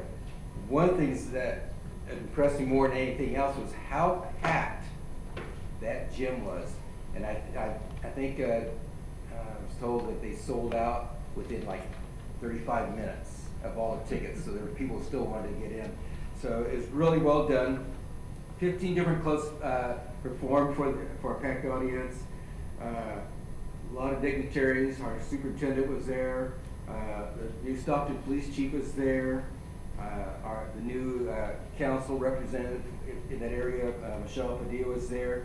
And one of the things I thought was kind of interesting was I saw a lot of retired Bear Creek High School staff members show up, like Dave Majetti. It's always fun to talk to Dave. So it's not just kids. I mean, that place I haven't seen a gym that full in a long time. And it was well done. I think it was Ms. Torres is the one that organized it. She did a great job. So, there you go. Thank you, Mr. Knack's. Ms. Alexander? Yes, our student reps are gone, but I just wanted to give a shout out to Tokay for their Science Olympiad competition. Their purple team came in second place and will be competing at the state level. In fact, everybody on the purple team medaled in something, which is just amazing. The gold team had a wonderful showing, and to be able to have kids participate from years of experience is wonderful. I was able to sit down with our STEM coach, Liz Wright, who is working toward building up the Science Olympiad program within the district this upcoming year. So that was pretty exciting too, from not only the kids' celebration, but seeing the coaches working toward that too. So just a nice positive, and go science. Thank you, Ms. Alexander. Any other board members? Just real quick, Sue and I went to see a play at Park Lane, and it was the first play in memory of any of the teachers there that they put on, and was really cute. And every elementary teacher I talked to knows the book. Giraffes Can't Dance, I guess it's kind of famous. So it was a really cute play, and they mixed in a lot of different types of modern music, all the way from heavy metal with AC/DC to salsa music, and it was fun. Anyway, it was really enjoyable, and it was really nice to see how enthusiastic everybody was. So. And we both enjoyed it, I think. Thank you, Jeff. Any other comments? Yes, Mr. Porter. I have a couple of quick comments. Arbet, can we get it on the agenda to do a presentation, Mr. Young? I will work with Mr. Nava. Thank you, to sir. find a time. I'd like to get that done as soon as possible. Yes.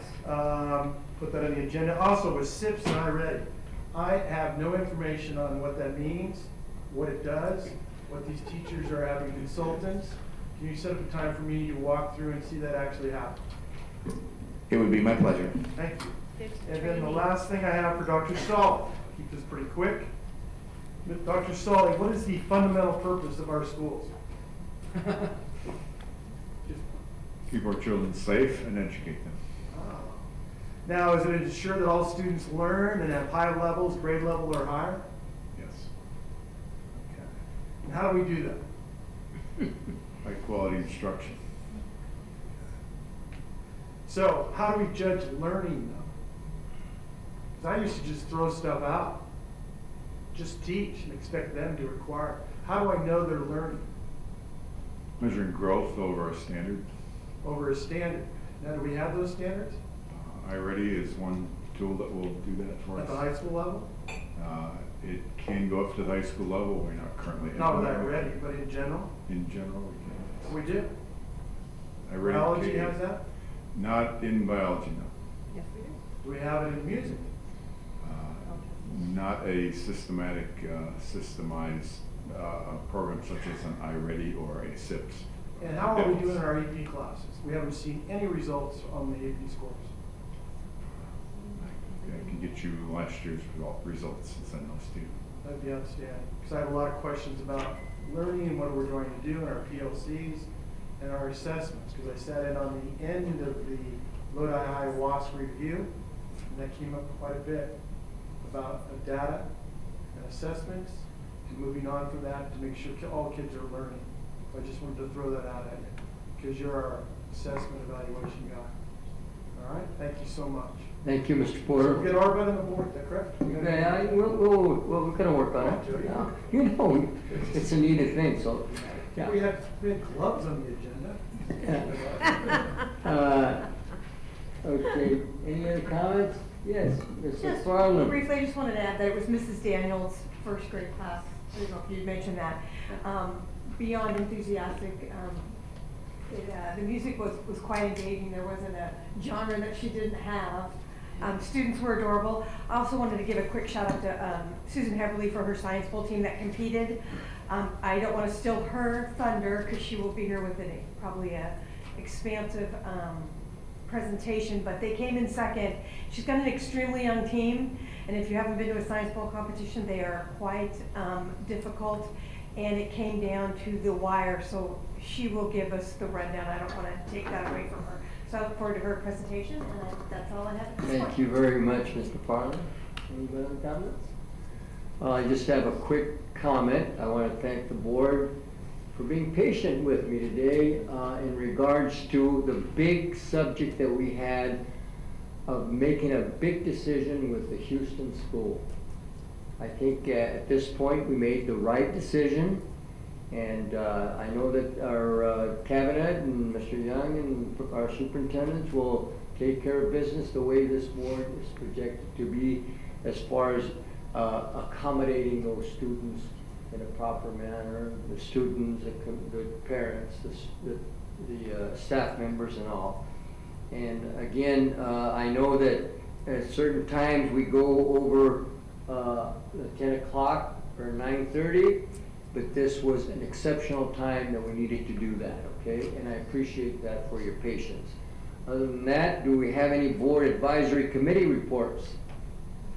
Went to Got Kids. Got kids? That's not, oh, good. I'm glad you did. It's not an advisory, but it's. Well, you sat in the VIP section. I was with the. You have to pay, Mr. Porter. You have to pay. You have to pay. Get that money out. Bottom level of Titanic. Okay, anybody, any other things? Board? Oh, quiet, we don't want to adjourn, we're supposed to stay here. Second. Move to adjourn by Ms. Alexander, second by Ms. McFarland. And we adjourn, all in favor? Aye. Opposed? Meeting adjourned. Have a great evening, and enjoy your old days and make sure you're ready for our study session next week.